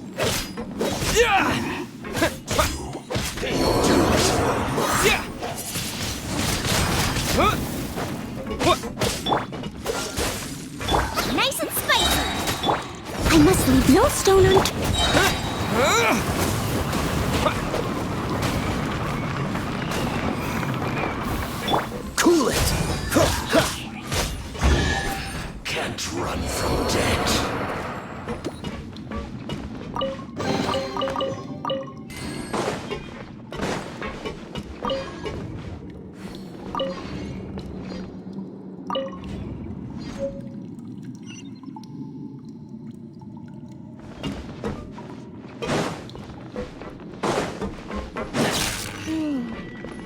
light is stuck.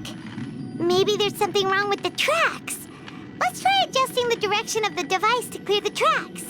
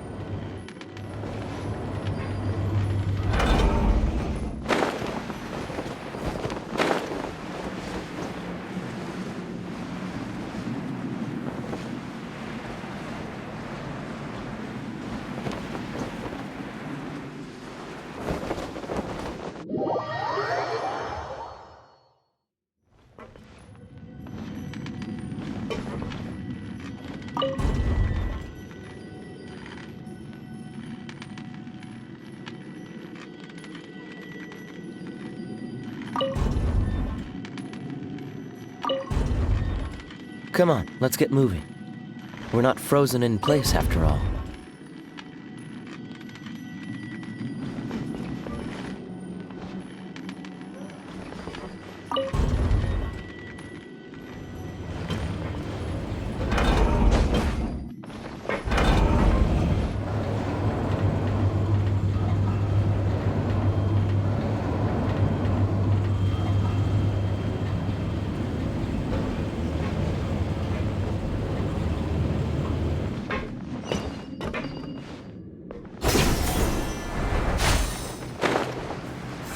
Have a load of this! Dodge this!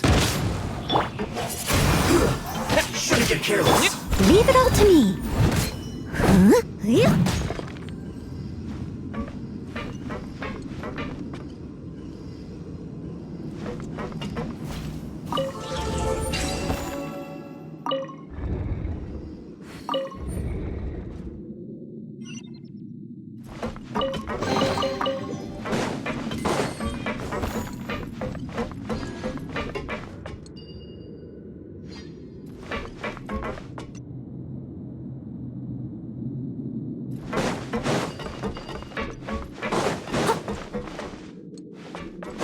I'll catch up.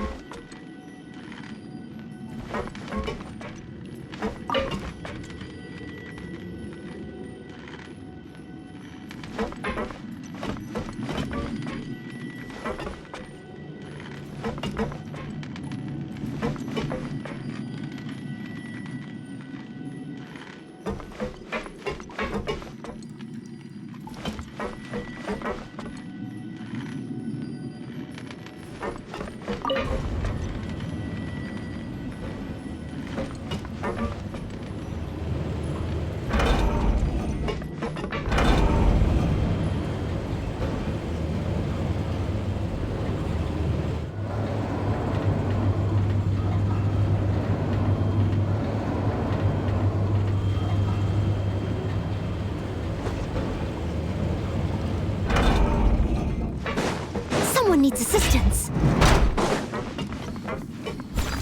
No more words. Freeze! Trouble. Use this first. I will end you.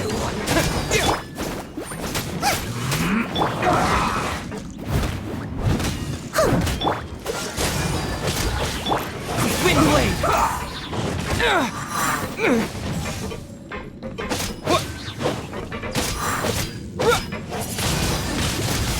Let's end this quickly. This is bad. Don't get frostbite. This isn't good. I must leave no. Disappear! Use this first. Dodge this! Nice and spicy.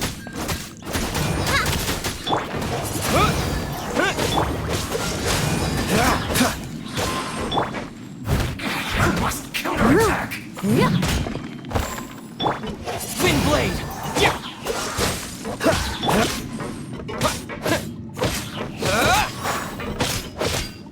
Finally, yeah. some quiet. Well met. Let's move to Killjoy. We've only just begun. Steady as stone. Have a load of this. Wind Blade! You can't run. Neither can I. Don't be a Killjoy. We've only just begun. With the wind! Well done. I must leave no stone unturned, as a good knight should. Hurry up. Freeze! Out of the frying pan, into the fire! You're toast! Dodge this!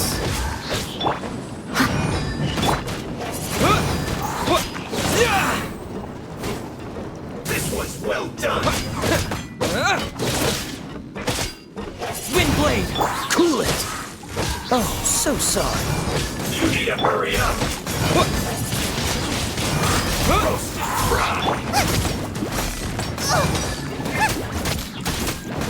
Steady as stone. You need to hurry up. This was well done. Nice and spicy.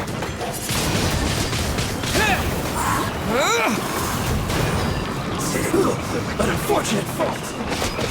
Yeah.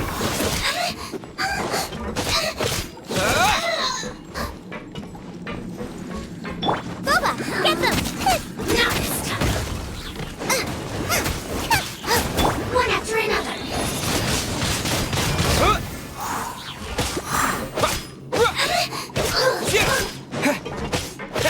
Yeah.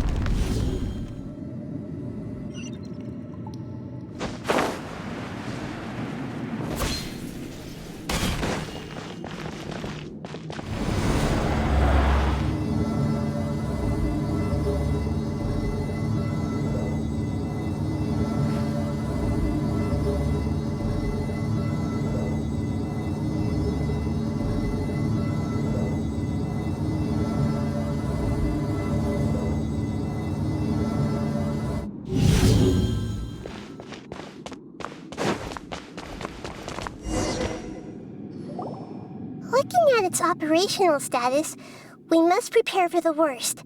The god they wanted to create is likely close to completion or already completed. Oh no! What should we do? Paimon can't imagine how hard it would be to fight against a Fatui Harbinger with a Gnosis. Are you nervous, Paimon? If you really want to know, of course Paimon's nervous! Aren't you too, Nahida? Yes, I am. This is probably the first time I faced with a calamity of this degree since my birth. I feel not just nervous, but curious as well. Curious? Curious about what? Curious about our fate. To me, everything we perceive in this world, everything we learn, and everything that happens to us is considered knowledge. And if it's a form of knowledge, then it can be understood.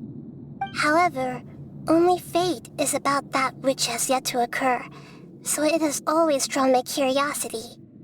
So to me, fate is the ultimate knowledge. That's also why I love observing humans and all the things that happen to them. It all brings me great satisfaction. And now, at long last, I'm not just an observer anymore. I will personally experience my own fate with you by my side. Isn't this such a wonderfully exciting thing? Ah, so that's what you mean. Paimon thinks she understands what you're feeling. Agreed. Okay, let's continue on. I can sense his aura from here.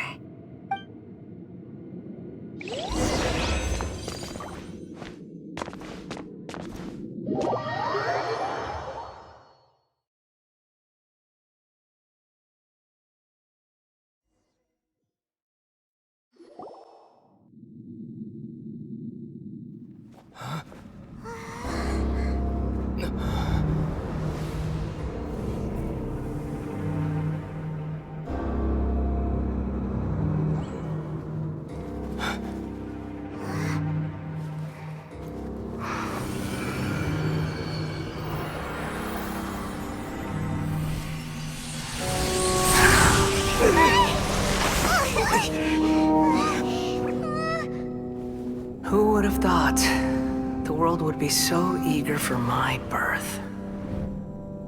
I remember you, Booer, the god of wisdom, and standing beside you, the traveler. Is he all-knowing and powerful now like Greater Lord Rukkhadevata? No, I can't feel the same kind of divinity I felt from the Greater Lord. It seems that the sages didn't get the chance to infuse the divine knowledge capsules into him. But even still, he has undoubtedly become a true god now. So we're too late? The Balladeer has already become a god? The Balladeer. A long bygone title.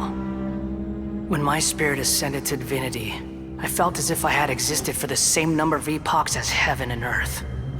Looking back, the existence of what once called itself Kunikazushi appears infinitely small and ugly.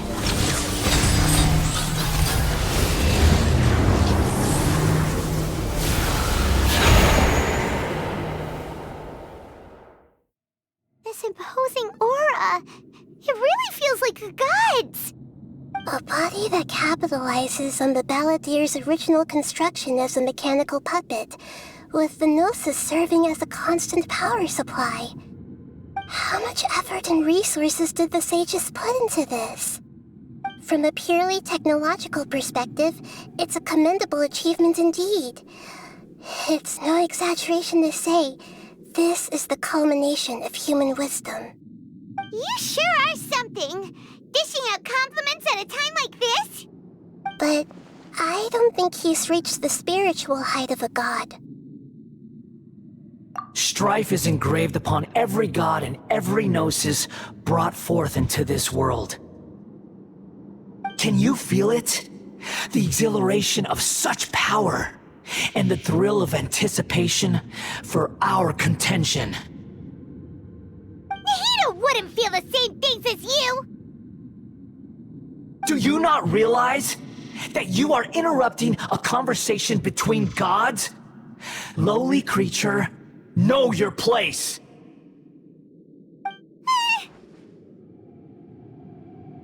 The strife engraved upon a gnosis. You're talking about the Archon War. Tevat's current peace was not easily won. I didn't personally participate in the Archon War, but the way I see it, all those losses were meaningless, driven by the demands of the laws. There's no point in bringing it up again. Is that so? Yet I am deeply disappointed that I was never allowed the fortuity to personally participate in the Archon War. This is a first. Encountering a god in this world who does not crave power. No wonder your own people have abandoned you, god of wisdom. Your judgment is as your existence, unsubstantial. This is where everything ends, Booer, the god of wisdom. You should know that wisdom cannot solve every problem. Like now, where your only option is to face me in combat.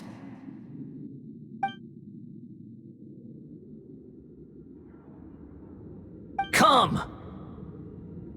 Let us reenact a scene of the Archon War. Come and inaugurate my birth as a god.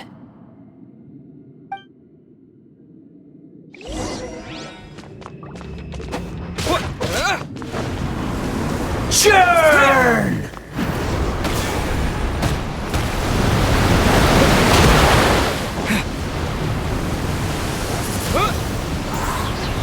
Disappear! Insignificant pest!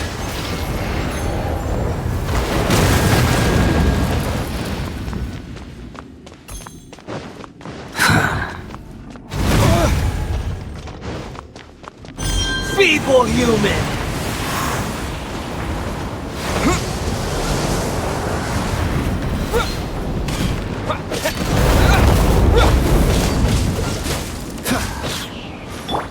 Nice and spicy. Hey-ya! My endless cycle begins! Don't get frostbite.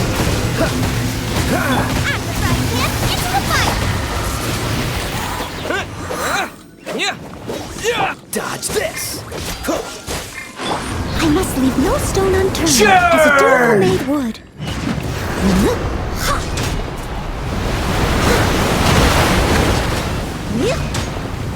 Cool it!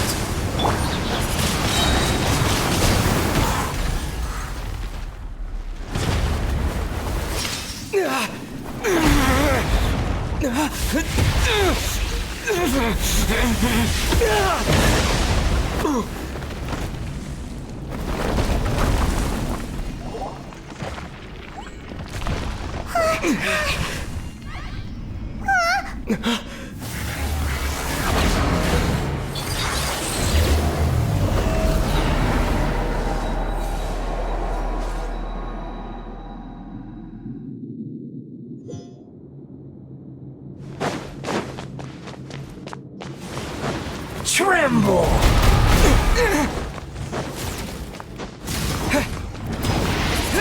Burn to oblivion! This moment will be frozen in time. Kneel!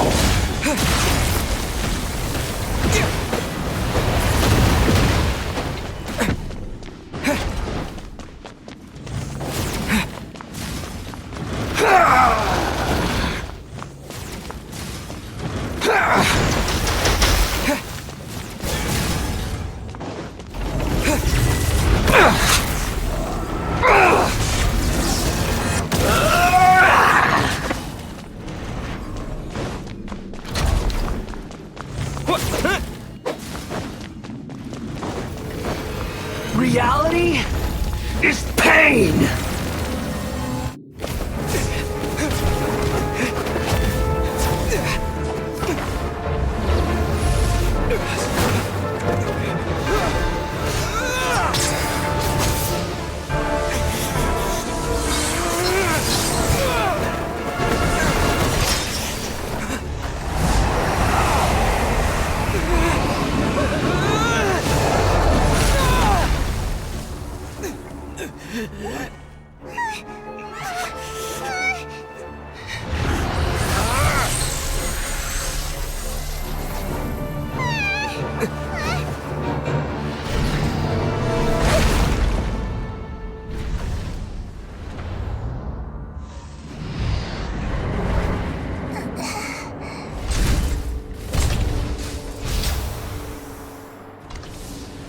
This is supposed to be a battle between gods, yet you choose to hide behind a mortal. And now, you're acting like you'd sacrifice yourself for a human. Are you having fun proving a false sense of heroism to yourself, Booer?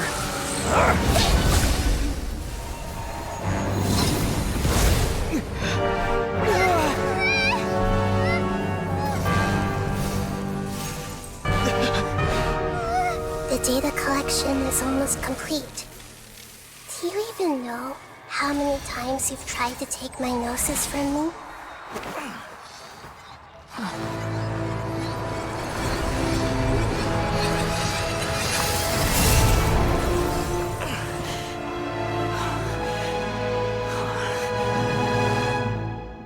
We just concluded the 168th loop.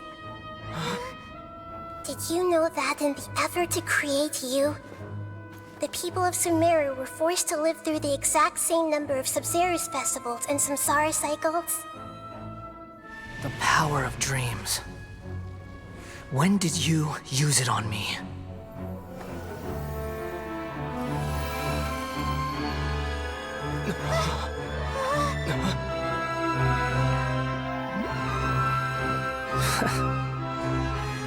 You can't even defeat me in a dream. What do you hope to achieve with this little trick? Come, Traveler. Just like before. Allow me to awaken the memories in your dreams. All that battle experience! It's more than that. Compile everyone's wisdom in the name of the Archon. That is the original function of the Akasha. I've sent everything that happened just now to the people of Sumeru in the form of knowledge. I've asked them to help you find a way to defeat the false god.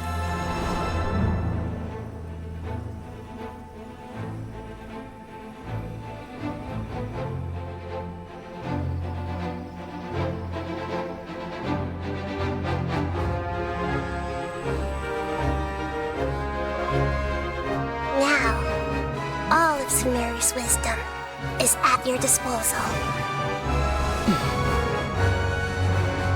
Meaningless tricks won't save you.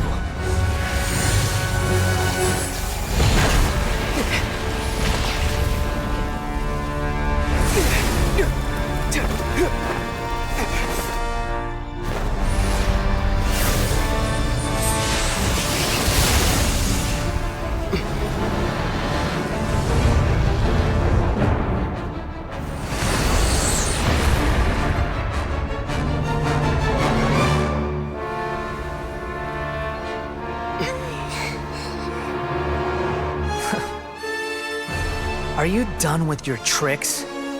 Can I finally take this as a real battle between gods? I'll leave this to you, the first sage of Boor.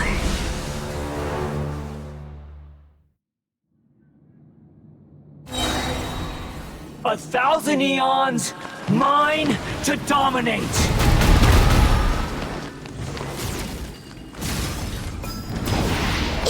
Burn to oblivion!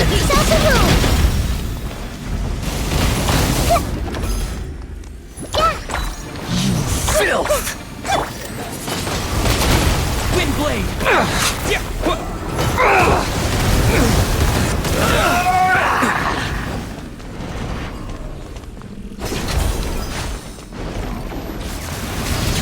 Kneel!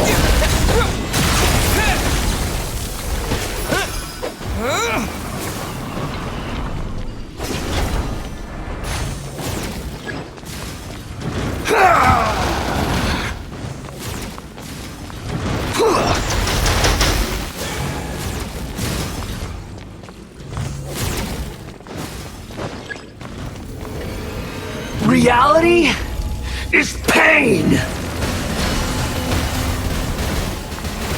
Windblade!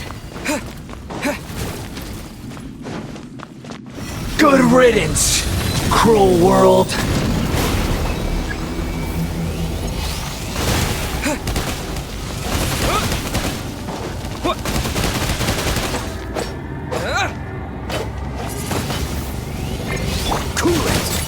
What's the...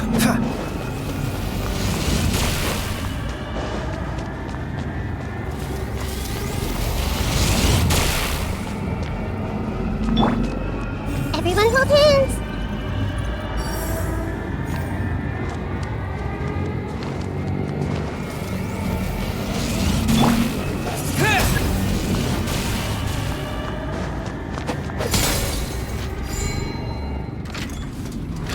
Your new god awakens! Now, your eyes have been opened.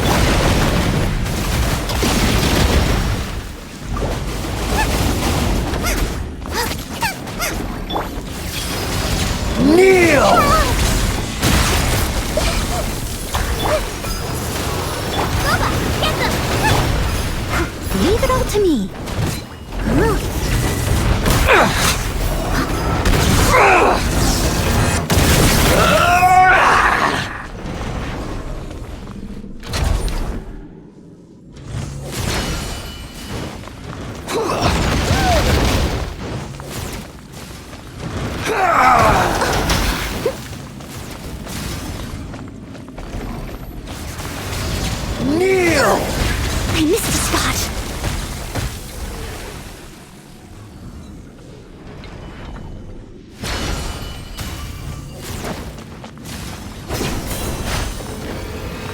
reality is pain!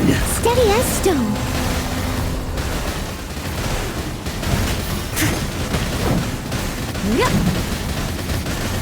I'll catch up. Dodge this! What's the...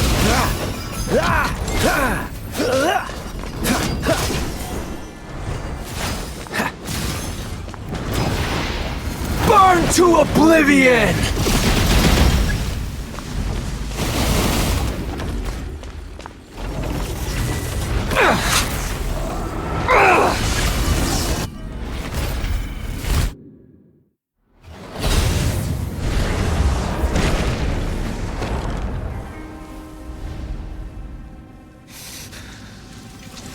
Humans.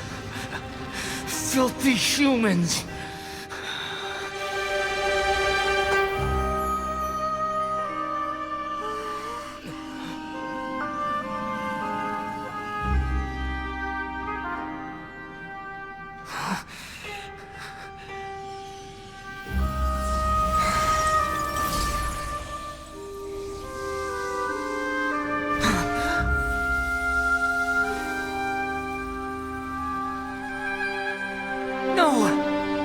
Wait! Please! Anything but the Gnosis!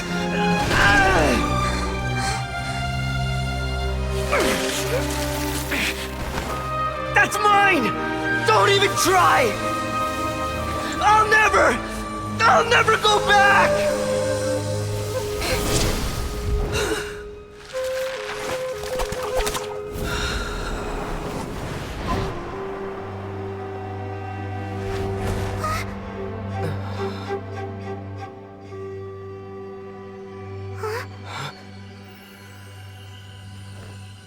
We haven't yet found the answer to the most important mystery.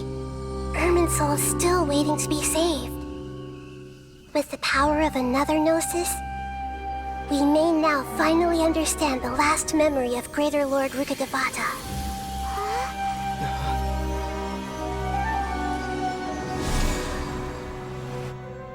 This is... That's right. This is the last memory of my predecessor.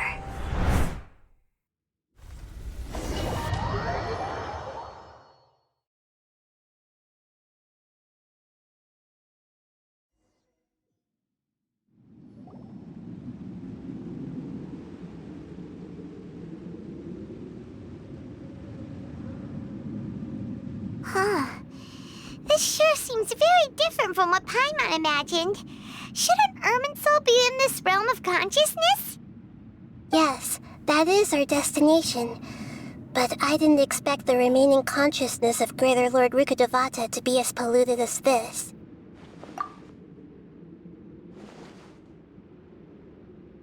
Forbidden knowledge? It seems you know about a concept that even I don't completely understand. Could you tell me what you know?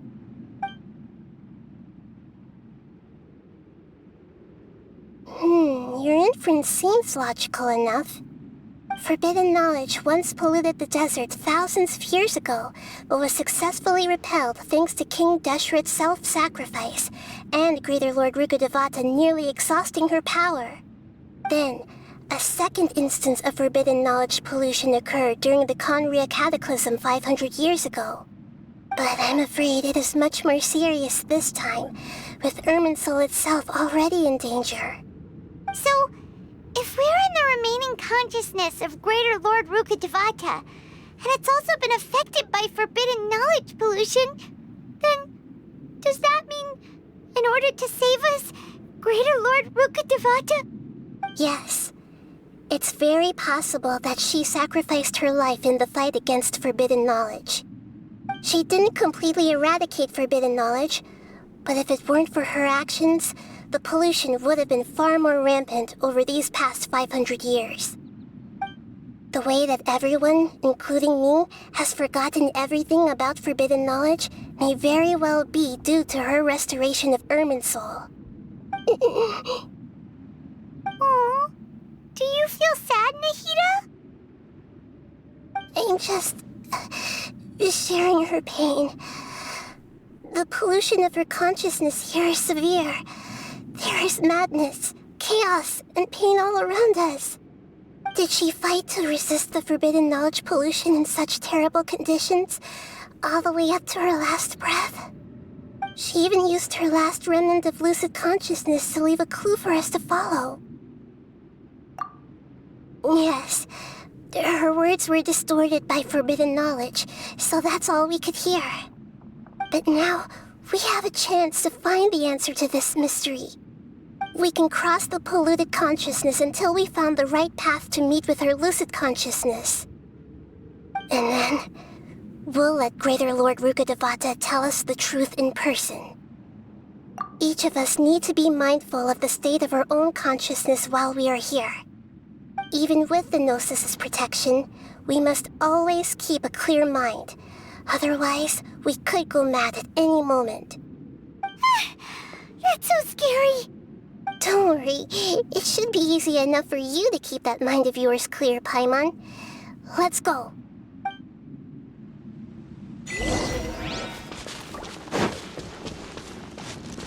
Are we in the air? And why is there a huge boat? That's the boat of consciousness, which symbolizes reason here. It's... Wow! What are these? The monsters seem to have been affected by them.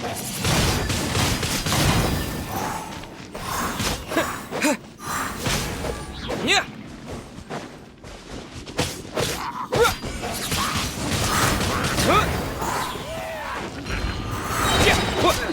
With the wind!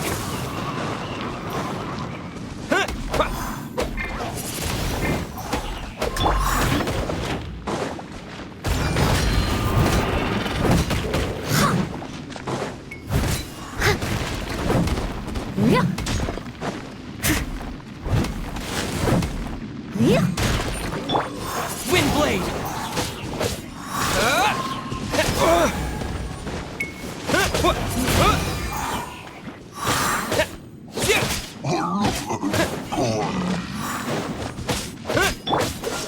Don't push your luck. What's the... What's the... Don't push your luck.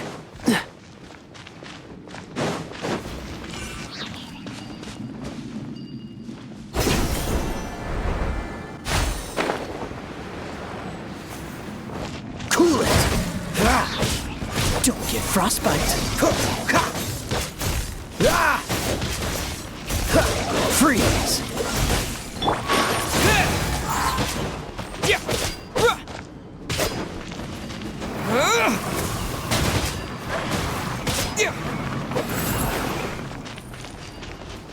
Wind blade. Eat this! Dodge this.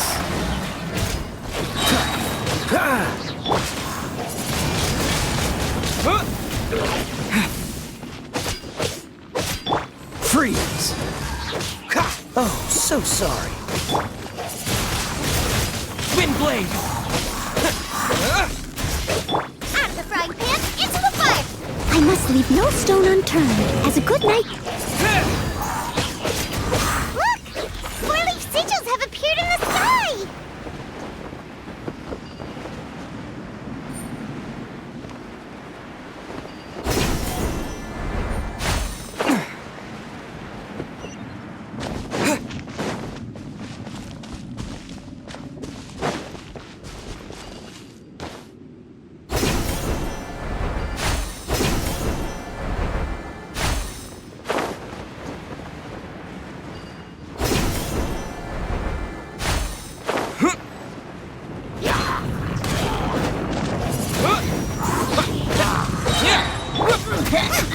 Get them! Cool it. What's the hurry? Freeze.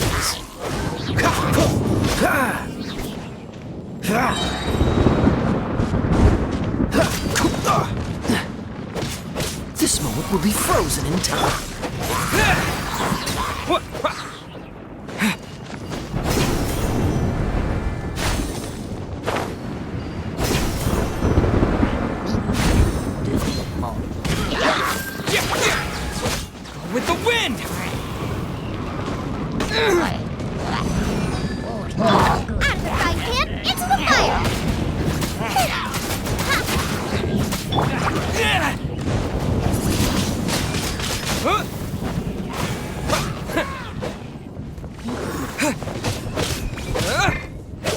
Freeze! Get them! Steady as stone. Cool it!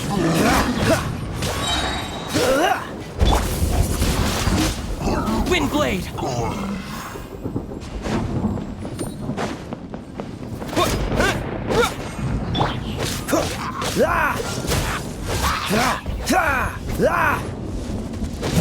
Oh, so sorry.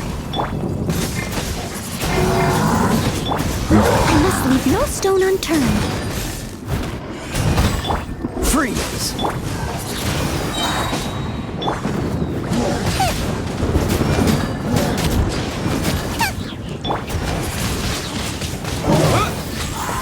Disappear!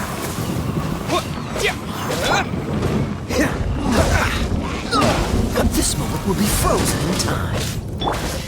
Time to clean up.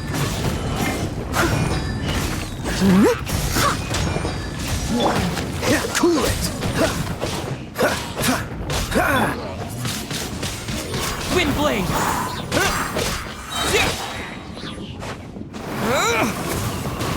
To control the boat of consciousness, we need to find the helm first.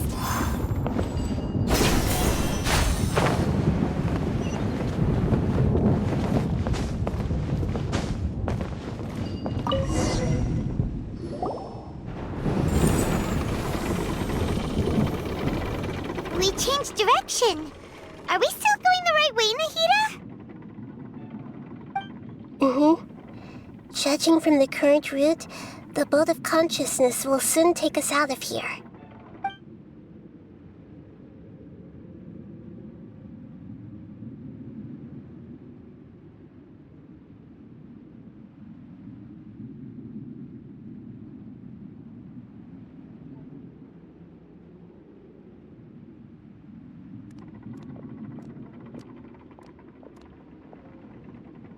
We'll be arriving at our destination soon. How are you feeling? Are your minds still intact? Huh? But everything's been completely normal for Paimon. Hopefully there won't be any more interruptions. This time, we should be able to meet Greater Lord Rukkhadevata. Are you saying you've never met Greater Lord Rukkhadevata before? No. It seems that my birth and her death took place at the same time. Otherwise, I think she would have given me a little more guidance, and I could have done a better job. Hey, you've done a great job, Nahida. Let's get out of this creepy place and go meet her.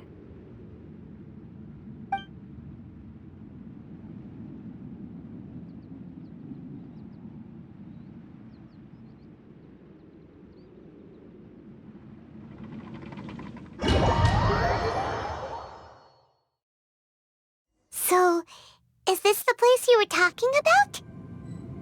The base of Irminsul?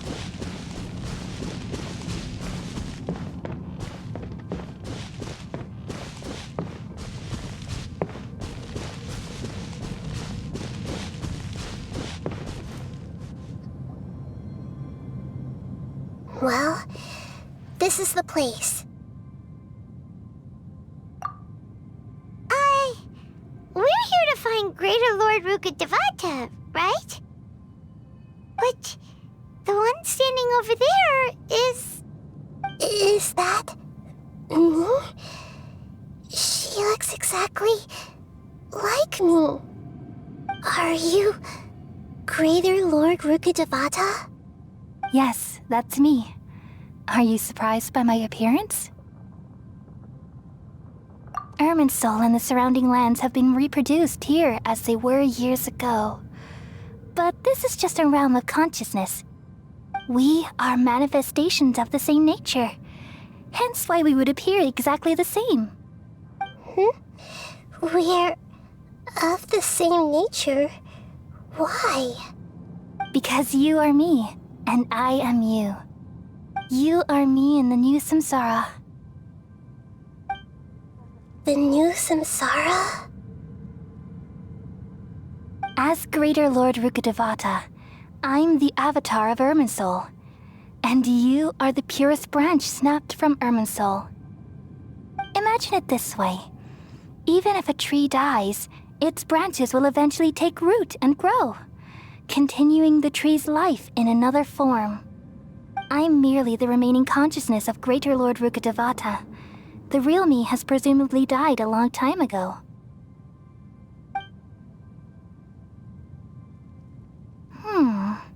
Judging from your appearance, I've probably been dead for 500 years. But you're finally here. My new self in the samsara. If this is true, then am I going to be a great Archon like you someday? Though we share the same nature, our fates are bound to be different. All things have their own fate. When a branch grows into a mature tree, it won't be the same as the original tree. That's why fate is the ultimate knowledge, isn't it? That's a great insight. Yes, very good. It's also precisely why you won't become like me. Really? But perhaps you may become an even greater Archon than I. I already see a determination in you that I didn't possess in my time, and the future that it leads you to will be yours alone. Along with the blessings from your past experiences. Don't worry. The growth of wisdom is like that of a plant. You only need to wait quietly for the flower to bloom. Come to think of it, the sages never had the faintest inkling of the meaning of wisdom. Thank you. Nothing makes me happier than discovering that the Archon I always admired was in fact myself in another fate. It's so nice to speak with you, Greater Lord Rukkhadevata. I've always wanted to meet you. The feeling is mutual. From the moment I snapped the branch off Irminsul and created you, I've also looked forward to talking with you. Could you tell me why you wanted to create me? And what exactly happened when you died? Ah, I see. You're here seeking answers, right? Everything that day, even the sky itself, changed into a color like this. At that time, the seven were all summoned to the nation of Conria. Except for me. I had a more important task to attend to. I had to protect Irminsul. The disaster occurred together with the pollution of forbidden knowledge. At that very moment, with my consciousness connected to Irminsul, I sensed something was wrong. The pain started to torment my mind. By the time I reached Irminsul, it was already displaying signs of corruption. Had I not repelled the pollution of forbidden knowledge with King Deshret thousands of years ago, I might have felt even more hopeless and lost. So what exactly is forbidden knowledge? It's a kind of knowledge that doesn't belong to this world, and a form of truth that can't be understood. It came from the very bottom of the abyss. Even I could never understand it. The world is constantly rejecting it, leading to all kinds of bad phenomena. If we allow forbidden knowledge to pollute Irminsul, I'm afraid the entirety of Tevat could fall apart. So, there's knowledge that even the God of Wisdom can't understand? At that time, I knew I couldn't repel the forbidden knowledge with my strength alone. Which is why I created a device that compiled human wisdom and named it the Akasha. It's truly the world's most amazing invention. Thank you. For a long time, I thought dreams were the fruit of human wisdom. Though it was selfish to do so, I borrowed people's dreams using the Akasha. Then I compiled their wisdom and all of my own power.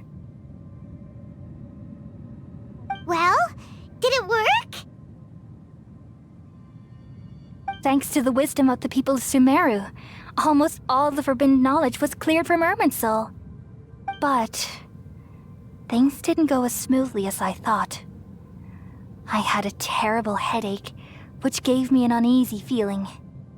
And then I remembered that my consciousness was also connected with Irminsul.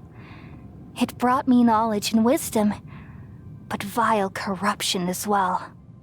From the very beginning, my existence had been polluted by the forbidden knowledge. Oh no! How could that happen? I've experienced that pain in your consciousness. It must have been a horrible experience. Yes, but my feelings weren't important. The important thing was that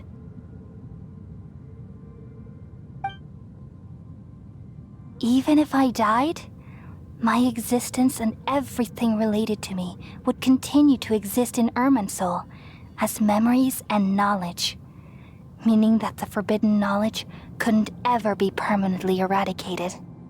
And there's no way for me to eliminate myself.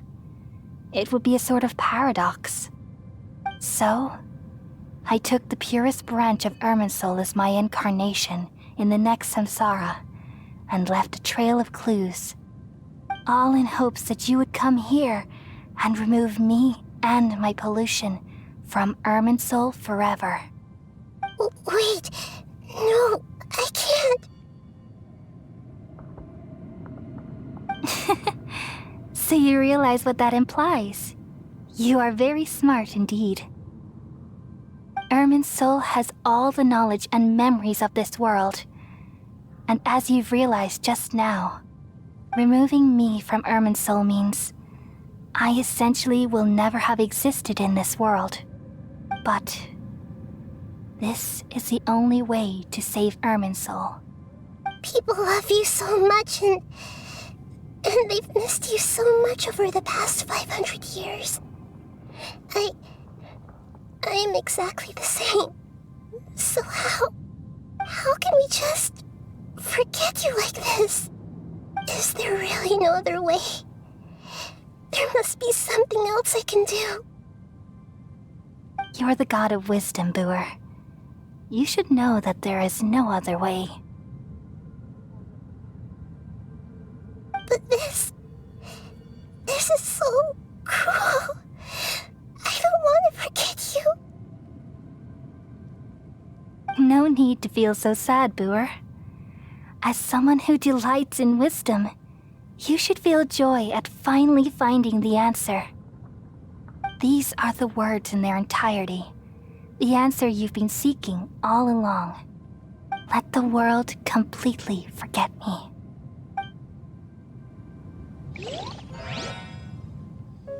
We all nestle under the great tree of wisdom, peering out to perceive the world.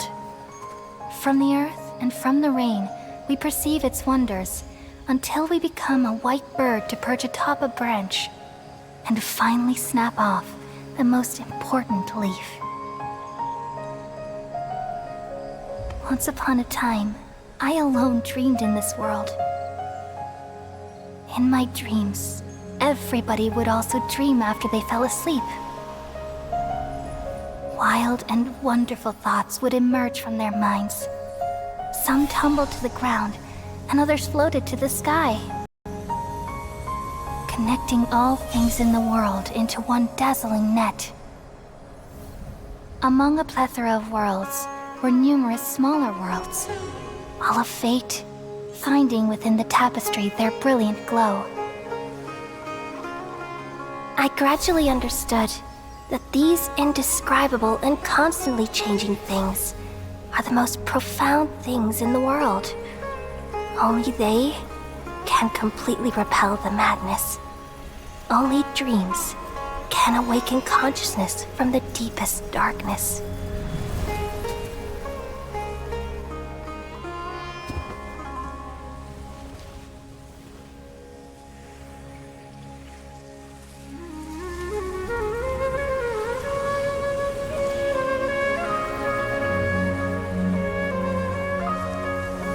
I'm the one who posed this question, yet also the one who sought a solution. Saving the world with the dreams of the people used to be my answer. And now, you've also found your own answer, and I shall return all the dreams to the people.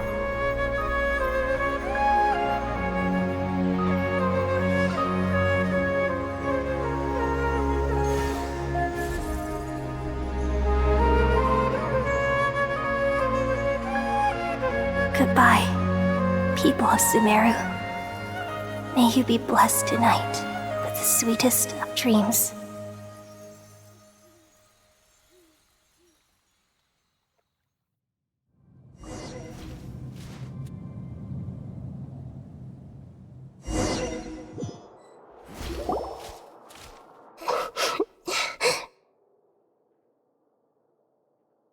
I'm alright.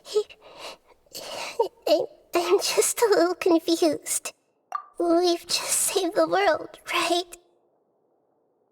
So why am I crying? I don't know where this feeling inside of me is coming from, but I feel very sad. Just now, we used the power of two gnosis to successfully connect with the Ermin soul consciousness from 500 years ago. Then, we removed the remaining pollution from Merman soul. Yeah, what's wrong? Weren't you there just now?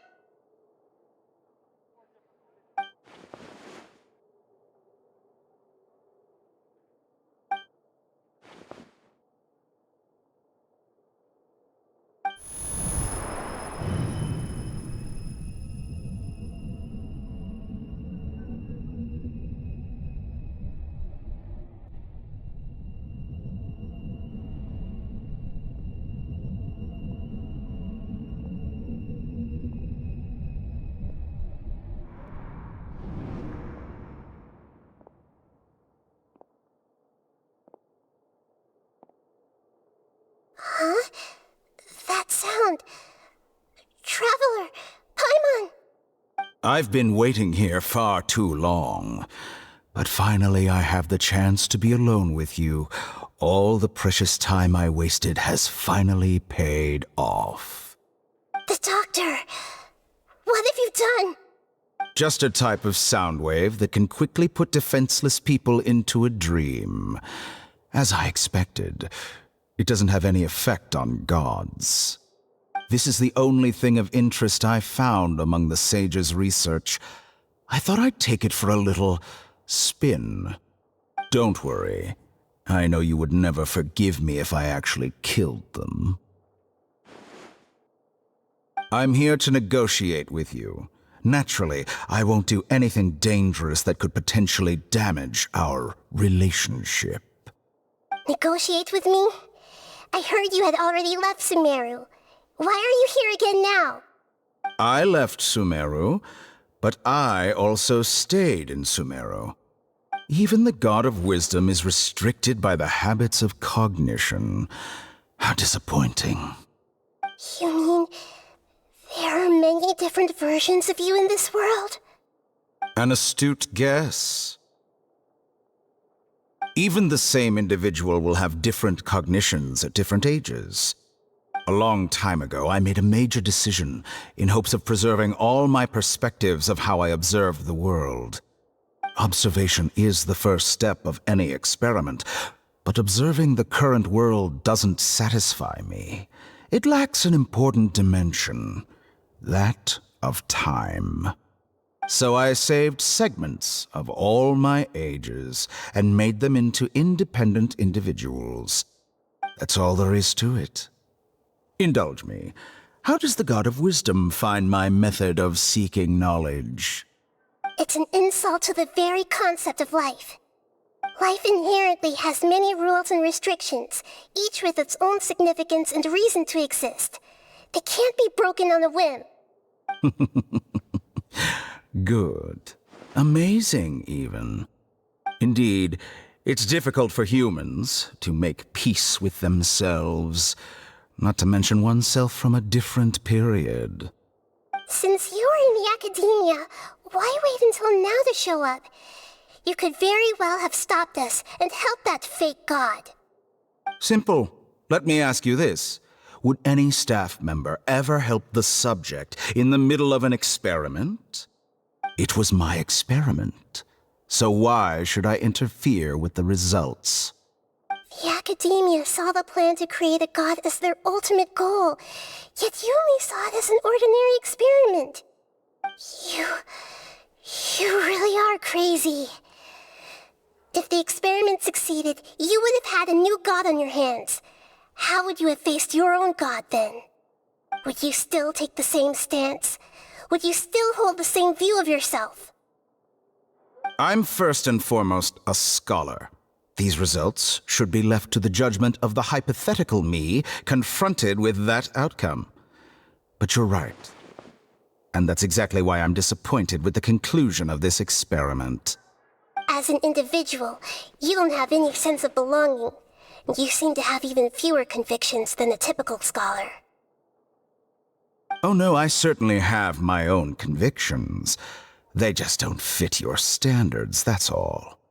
All right, that's enough conversation for today. The experiment is over, and it's time to tidy up the equipment and reclaim any useful materials. For example, the Gnosis. Lesser Lord Kusanali, you're an intelligent Archon. I'm sure you understand the disparity in our combat abilities at this time. Besides, you have no way to use that Electro-Gnosis in battle. Didn't you say you were here to negotiate with me? Somehow, it's starting to seem like you intend to take it by force now. I'm merely stating a fact. After all, I'm also a scholar. Naturally, I hope to show proper respect and dignity to the God of Wisdom.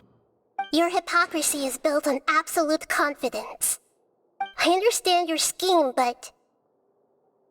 what if I were to destroy the Gnosis now and awaken the heavenly principles? Awaken the heavenly principles? Do you think that's really possible? The heavenly principles have been silent for many years, but the Gnosis are symbols of their control over Tevat and all the laws. Will the destruction of a Gnosis attract the attention of the heavenly principles? And if so, how do the Fatui plan to deal with the consequences? Do you dare to gamble such a possibility with me? Gamble? How surprising. I thought you would show evidence or use rigorous reasoning to prove your point.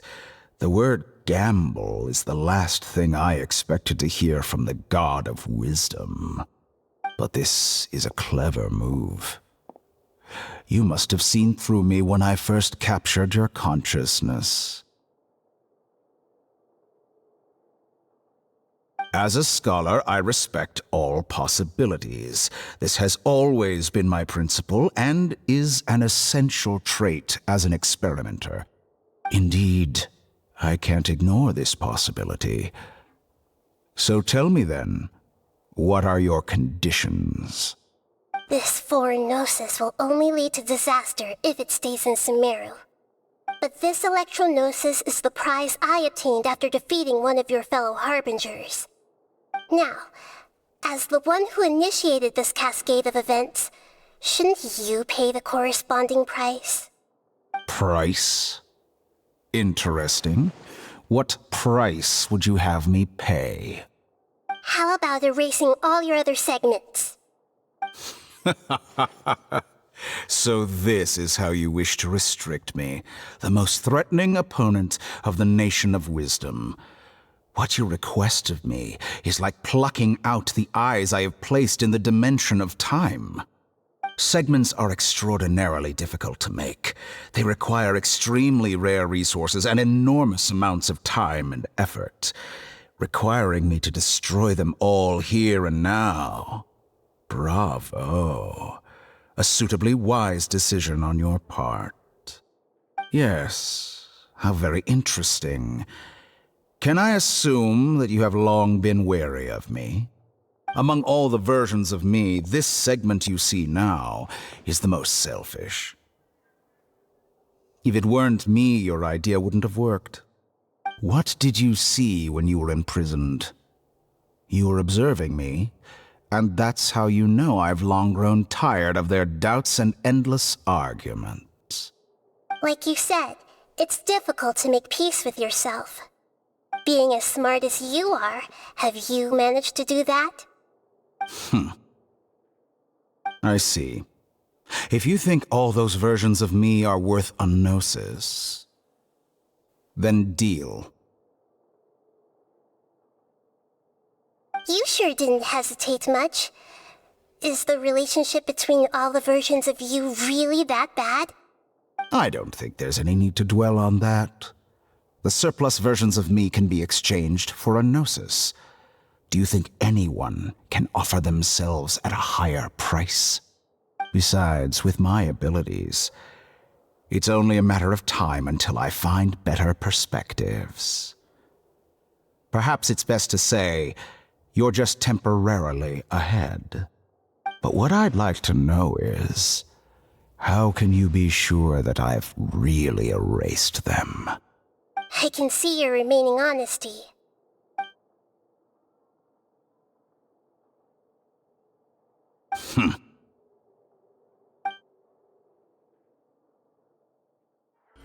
What a ridiculous decision! Sheer You can't be foolishness. serious! How could I have been so short-sighted? You think this is the end? We'll have my revenge! You'll make this Good moment riddance. count. You will regret this! Well, have you confirmed that it's complete? Here, take it. The future of Sumeru City will be in my hands alone. I will shut down the Akasha and let curiosity and the thirst for knowledge drive the realm of academics once again. There won't be any further gaps for you to exploit. It truly pains me that my academic achievements have never been appreciated in my homeland. Of course, I have no interest in being rejected by this city for a third time. Another chess piece. And where is your dendronosis? Don't be greedy, Harbinger of Snezhnaya. No, this is a different transaction. If you intend to turn off the Akasha anyway, then there's no further use for the Gnosis of Sumeru, is there? Besides, isn't it the Archon's duty to deliver what's desired of the Seeker? Oh, judging from your expression, you don't seem to find the idea very agreeable. Then let's think of it this way. Since you're the god of wisdom, how about I exchange some knowledge with you? People exchanging knowledge with the God of Wisdom is the stuff of legends. Yet here you wish to exchange knowledge for the God of Wisdom's property. Arrogant as that is, it has piqued my interest. Let me ask you, have you in all your mighty knowledge ever heard the rumor that the skies of Tevat are fake? Huh? That's the secret hidden by Ermin's soul concerning the truth of this world.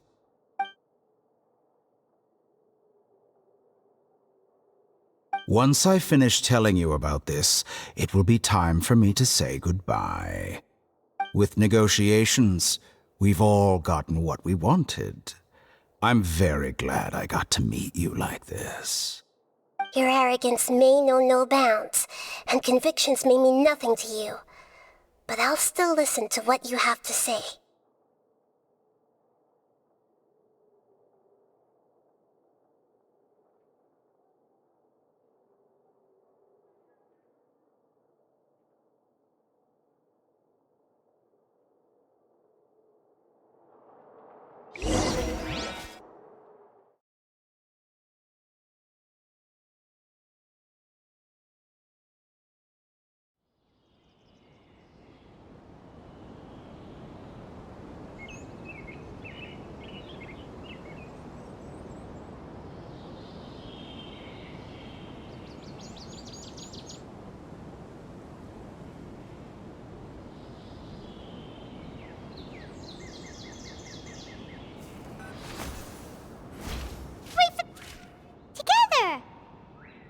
Okay. Wake him up.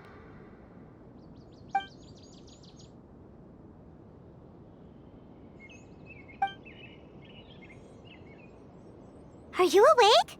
Kale says it's time for breakfast. Come on, get up! Good morning! How are you feeling today? Good to hear. It looks like we've recovered pretty well. Not even Tainari could stop us from going out now, right?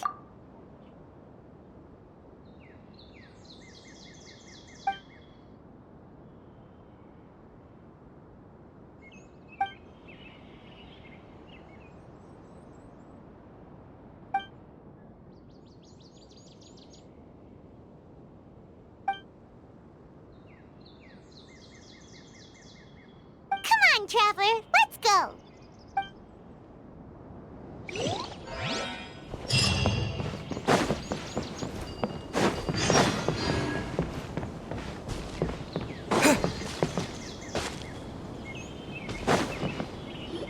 Good morning.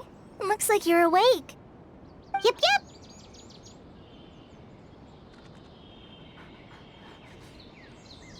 I prepared some breakfast today. Please have a taste. I hope you'll like it. It's nice to have you here so we can eat something yummy. Well, now that I've recovered from Elazar, I'm feeling better than ever.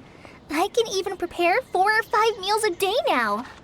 And Paimon bets they're all delicious. Oh, by the way, someone brought a letter for you after you went to sleep last night. Nope. Paimon wanted to read the letter with you after you woke up. So Paimon didn't open it. Alright, let's read it now. Oh, it's from Nilu. Ahem. We're going to hold a feast at the Grand Bazaar and celebrate Cyano's reinstatement as the General Mahamatra. As heroes of Sumeru, please be sure to attend. I'll wait for you. The date of the banquet is written on the back. It's in 2 days. Oh, I've also heard that you've become heroes here as well. That's amazing. Sometimes I'm really envious of strong and confident people like you. Oh, you're embarrassing me. Anyway, let's go to the Grand Bazaar to have a look. Oh, before you leave, be sure to inform Master Tainari.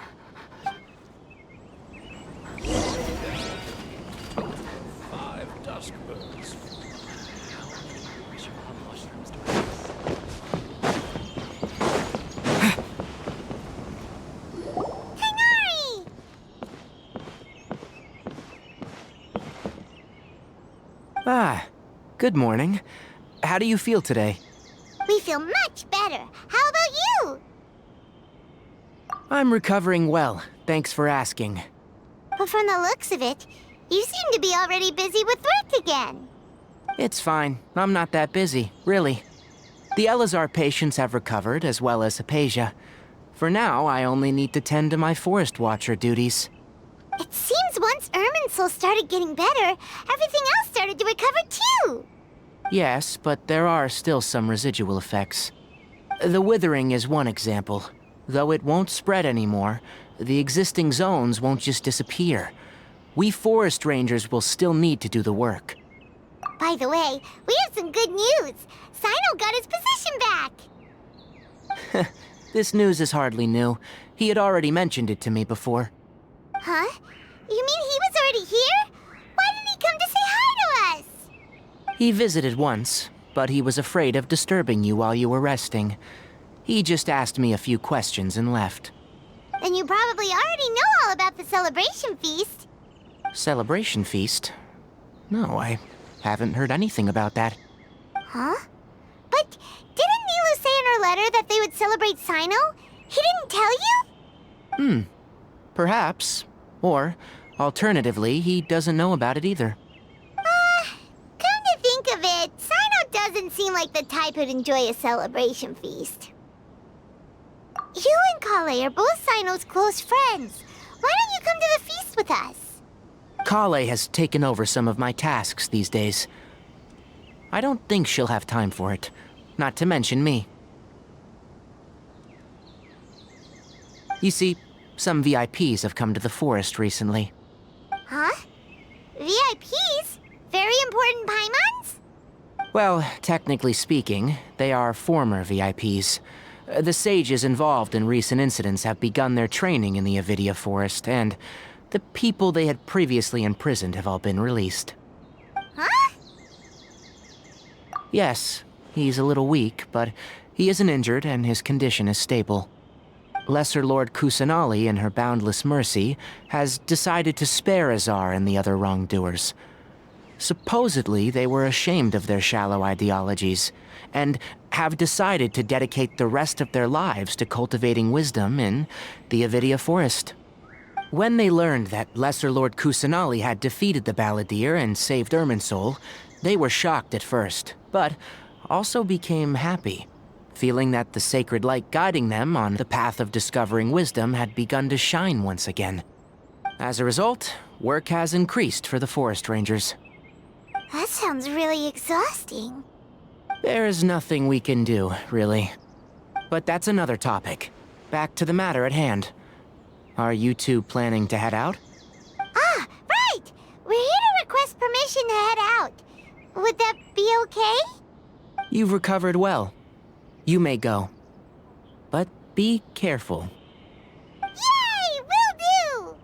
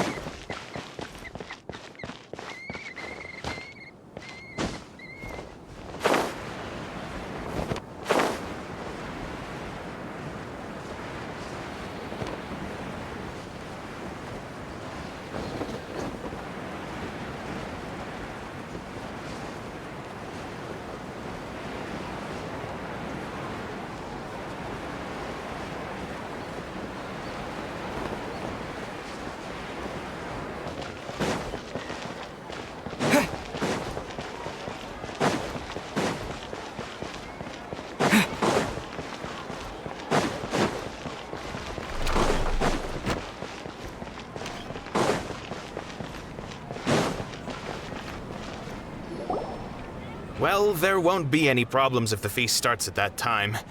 Everything has already been prepared. Mr. Zubair, I finished tallying things up here. Well, except for the guests. Is a simple reply really that much to ask of our guests? It's affecting our arrangements. Oh, it'll be fine. Besides, it never hurts to get things ready in advance. I was thinking the same thing. The feast will be held sooner or later, right? Hey, Nilu! Traveler, Paimon! We got your letter, so here we are! You're the best! The other guests haven't even replied yet. Huh? Are we the only ones that have arrived? Yeah. I had someone deliver letters to all of our guests. But maybe everyone is still busy with other things. Look, I get it. Sumeru is in an extremely important period of transition right now, but even if your friends are important figures, they shouldn't just ignore your request like this.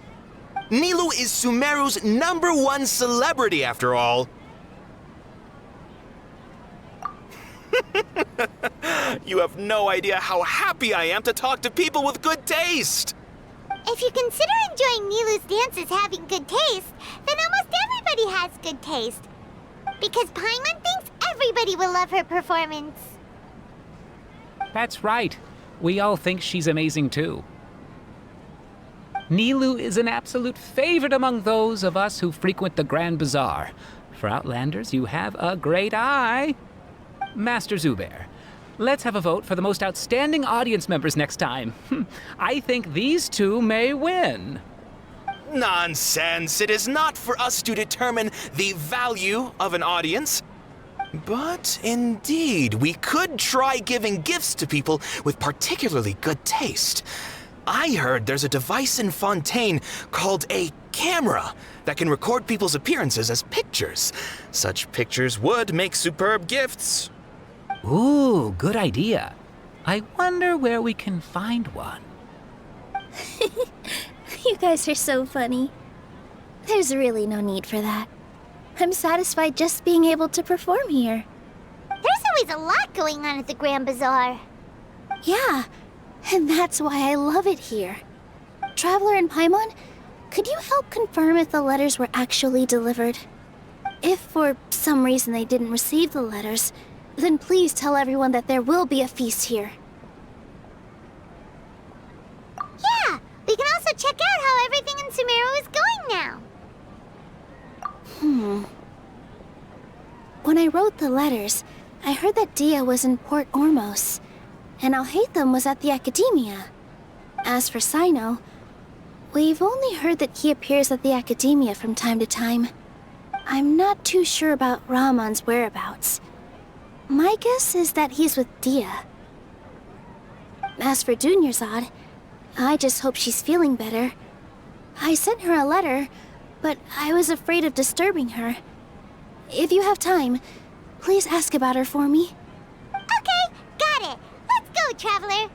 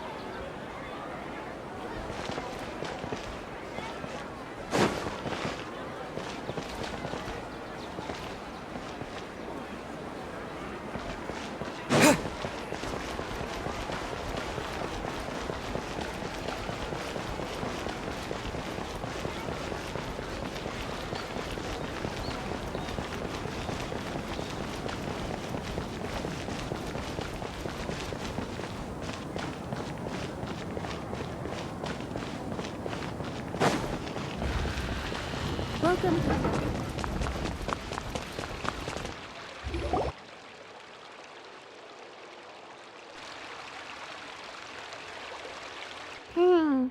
We haven't seen Alhaitham anywhere. Let's ask that person over there.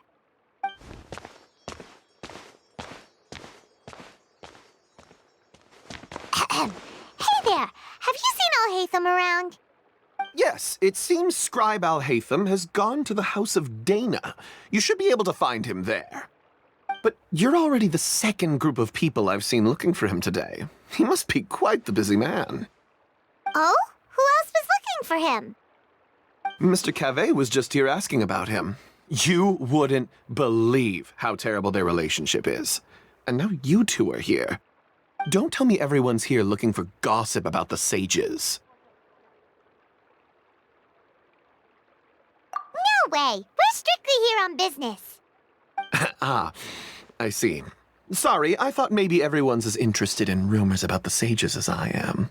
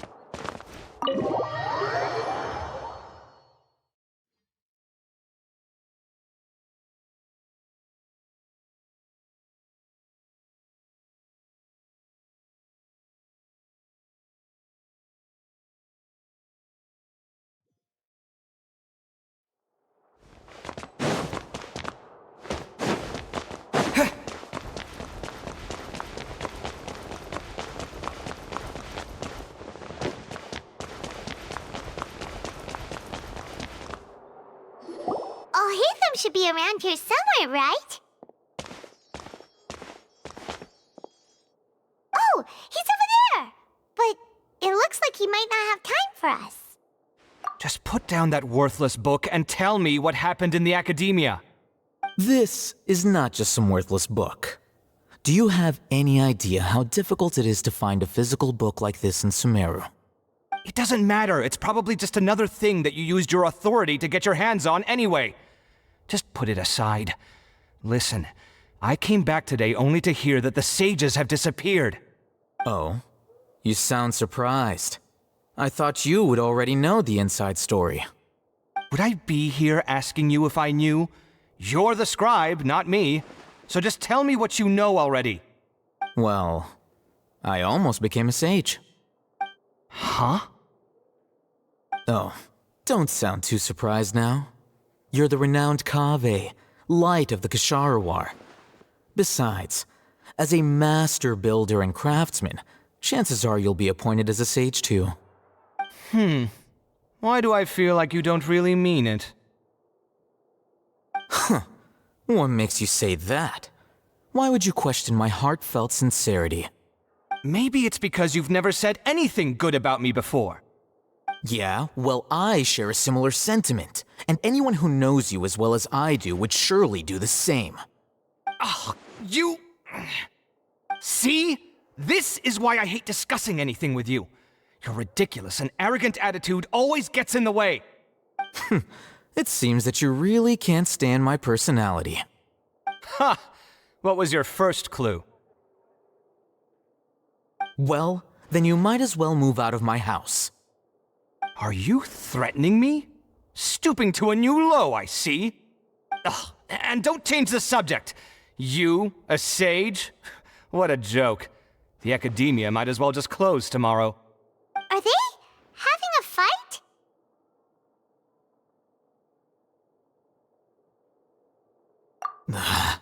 Forget what's going on with the academia. Haven't you been busy with your construction project? Tell me, when are you going to build yourself a mansion? Don't get me started. I get angry just thinking about it. So, what great building did our master architect work on this time? Like I need to tell you. Keep your nose out of my business. No, I think we deserve to know. Where were you when Sumeru needed you most? I was in the desert for a large project, but considering Haravatat's utter ignorance of architectural and aesthetic matters, you probably wouldn't understand. Oh, which is truly unfortunate. I can only pity the man who doesn't understand the first thing about beauty and romance. Unlike a true... Hold on, wait a second. What do you mean by when Sumeru needed me most? Well, while you were out fiddling around in the desert, many people came together to save Sumeru from a crisis. Ha! And you think I'd believe that? Look, all you really need to know is that Azar and all his accomplices have all been overthrown. Huh?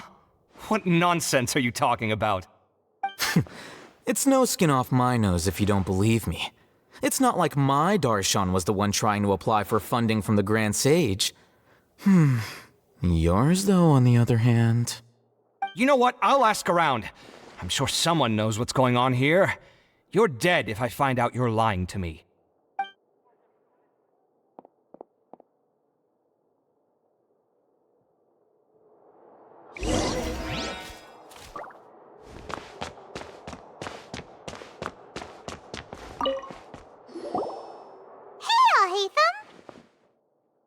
Oh, it's you two. What's the matter? We're running some errands for Nilu. Have you received her letter? Letter? Nilu said she sent out a letter inviting everyone to a celebration feast in 2 days at the Grand Bazaar. We'll also be celebrating Zaino's reinstatement as General Mahamatra. If she addressed the letter to all Hatham of the Academia, then the letter should have gone to my office. I've been busy these days, so I haven't had time to check for any new mail at my office. I only now have some free time to attend to personal matters. Have you always been so busy with your work? Of course not. I'm only busy these days because several sages have been dismissed recently and the whole academia was practically turned upside down. told us they all went to train in the Avidia Forest. Apparently they will spend the rest of their lives there. That is already the best possible ending for the likes of them. 4 of the 6 great sages were possessed by their desire for power and attempted to create a new god. In order to pull it off, they even imprisoned the other 2 rational sages. To imagine such things could take place in the academia. I don't know where to begin. Yeah, you're right. Huh. Feels kind of strange to hear them called that after all this time. But then again, the 6 great schools sounded pretty impressive too. Yes, at least that's how they're supposed to sound. It's said that when the academia was first founded, the Sumeru Archon herself established the 6 great schools, each representing one of the 6 different types of wisdom. Numerous Darshans have sprung up and faded. Only the 6 Darshans attaching themselves to the 6 great schools have stood the test of time and obtained permanent seats in the academia. Now, the 6 Darshans are nearly synonymous with the 6 great schools, and the leaders selected for the schools are the 6 great sages. Among the 6 great sages, there is one central leader, the Grand Sage. Unfortunately, only the sages from Vahumana and Amorta remain now. They were imprisoned for opposing Azar and were only rescued after Azar's downfall. So who's managing things in the other 4 schools now? Do they need to find someone new? Yes. Normally, new sages are selected based on a strict set of criteria. Oh, didn't you just say something about becoming a sage? If they pick you, then we'd have a huge connection in Sumeru. Yes, about that. You didn't let me finish my sentence. The person in charge of personnel affairs nominated me to be the Grand Sage in place of Azar and help Lesser Lord Kusanali manage the academia. But I refused. Huh? But why? Ugh, can't you be a little more ambitious? I'm not even interested in being one of the 6 great sages. Like I said before, I don't like being a leader. Oh, all right. So are you busy these days trying to find others to take the job? That's not my job either. I'm only responsible for handling important affairs within the academia before the new sages take office. And the first thing I'll do is reject Kasharawar's application for funding. By the way, who was that other person just now? Is he your friend? Do we look like friends? Paimon doesn't know. That's why Paimon's asking. His name is Kaveh, my roommate. You could say he's the representative for Ksharawar scholars. Which is exactly why he always has so many problems. So everything that's happened recently must be a huge change for the people of Sumeru. Such is the work of the Academia Scribe. Well, anyway, no matter how busy you are, since you are our planner, remember to attend the celebration feast in 2 days. Alright, I'll see you there.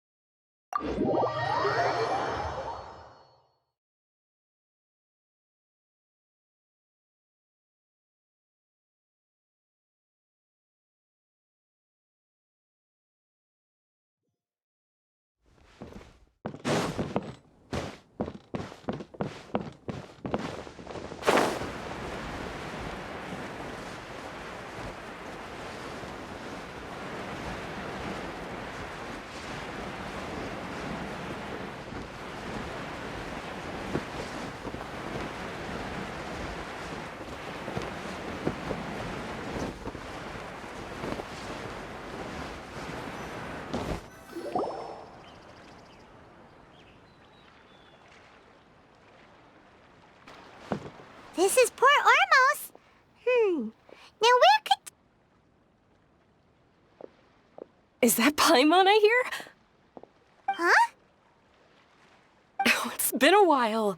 How are you doing? Dunyarzad! It's been so long since we've seen you! I'm doing well. I can go as far as saying I have never been happier in my entire life. I don't know if you've heard, but Elazar has completely disappeared, and all the patients have recovered. You kidding? Knowing them and the connections they've got, I'm sure they've heard about it. Yeah!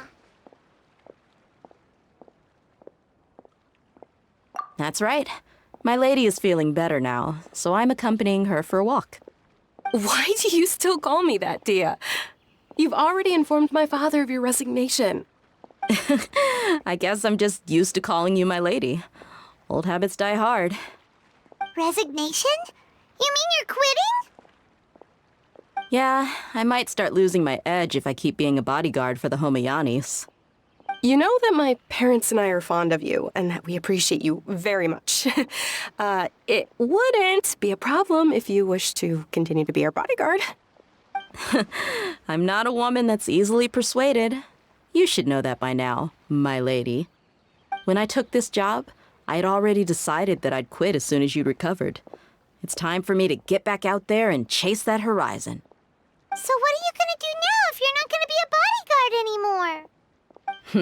I want to take a risky job and put my body to the test again. Huh? But we literally just finished one of the most dangerous jobs ever! Are you getting bored already? I know. If I hadn't joined in that plan with you, I wouldn't have come up with this idea. I guess I still get fired up by that feeling of going all out in a fight. It made me realize that I'm still a mercenary through and through. Life is short, and I'm happy that I got to be a part of that operation. But the whole thing also made me realize that there are still many problems in Sumeru. And as a desert dweller, I'm still not completely ready to settle down on this side of the wall. Well, I remember a friend had someone bring you a message. You mean I'll hate them? I didn't expect him to still remember that. I thought he was joking. We just came from talking with Alhaitham at the Academia. Did he tell you that he suggested that I come work at the Academia? What? I heard that Azar and his cronies fell from power, and Alhaitham told me that now was a good time to find a job in the Academia, but only if I wanted to. Whoa. Paimon can't see you being anything other than a mercenary. Me neither. But I think Dia would look great dressed up as a scholar. Ugh, forget about it. I wouldn't last 10 seconds in there. Alhaitham probably just liked the way I worked and knew I'm good in a fight, so he suggested I find some work in the Academia. But you know, if you take him up on the offer, Sino might actually agree and let you become a Matra. Because you're super amazing! The Matra have all the talent they need as long as they have Sino. I prefer to be free to live however I choose. In fact, I chose this job from the very start because I knew it'd be right up my alley. Even if being a mercenary means facing all kinds of danger. A lion has to return to the wild sooner or later. If anything, being your bodyguard has been unfamiliar territory for me. I don't want to see you go, but I'll respect your decision. I'm glad to hear you say that. Come on, no need for the sad face. It's not like we'll never meet again. Once the whole Sumeru Archon thing is settled, everything in Sumeru will take a turn for the better. That makes me happy too. But a peaceful society will probably mean less demand for mercenaries like me. Before long, we'll be a dying breed. So I'd better get to work while I still can. Huh? But wait a second! You make it sound like you're leaving now! Well, no, not yet at least. I promised my lady I'd stick around until next week. So, have you been in Port Ormos this entire time? We were wondering if you had received a letter from Nilu. Oh, did Nilu write to us? She heard that you were seen in Port Ormos, so she sent the letter here. Huh. It was probably sent to the inn that we're staying at. My lady has been very energetic lately and keeps taking me on hikes, staying out even into the night. By the time we get back, the receptionist is usually off napping on the job. Right, and we tend to leave quite early in the morning, so the old man on duty is also usually dozing off. So what it really sounds like is that the person on duty is always asleep. I bet the letter's at the reception desk. I'll go check later. No wonder there wasn't a reply. You never received the letter. Good thing Nilu asked us to come and check on that. Sorry to make you two come all the way out here. It must be something important for Nilu to specifically write to us like that. Yes, she said they were preparing a victory feast in the Grand Bazaar, and will also be celebrating Sino's reinstatement as General Mahamatra. She was hoping you could come. Great! I'll be sure to attend. Count me in too. But is there some sort of dress code or anything for the feast? Can I just show up looking like this? Since it's being organized by Nilu, I don't think she'll be too picky about that. If anything, I think she wants to see us as our most natural selves. All right, then this is how I'll show up. The feast will be held in 2 days, so don't forget. Sure. Thank you so much for letting us know. We'll see you there. Oh, by the way, do you happen to know where Sino and Raman are? The General Mahamatra always comes and goes without a trace. Normally no one knows his whereabouts. Oh. But last time we met, he mentioned that he had something to do in Aru village. You can try your luck there. As for Raman, your guess is as good as mine. I only remember he said that he had something to discuss with Sino. You can ask Sino when you meet him. Don't mention it. You'd better get going. All right, on to our next stop.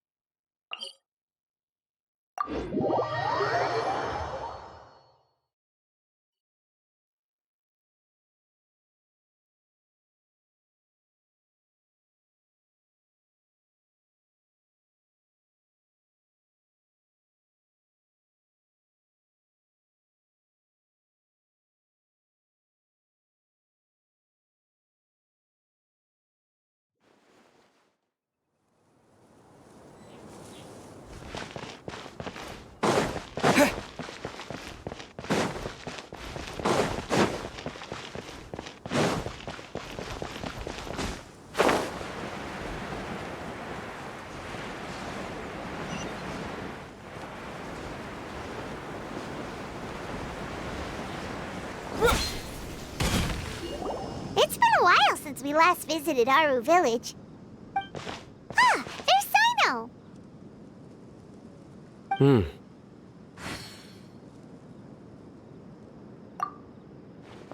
What brings you here?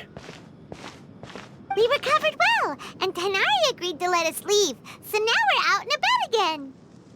It seems Gandharvaville's medical treatment is still as good as ever. Mm-hmm, and Tanari is recovering well, too. That's good to hear. Yeah, you're the one who brought us to him when we lost consciousness, right? Thanks for that. You're welcome. Tainari has excellent medical skills, and Kale is quite attentive. It was the best place for you. But why are you just standing here like a dead tree? I'm meeting some people. Oh, you mean Candace? I've already talked with Candace and the village chief.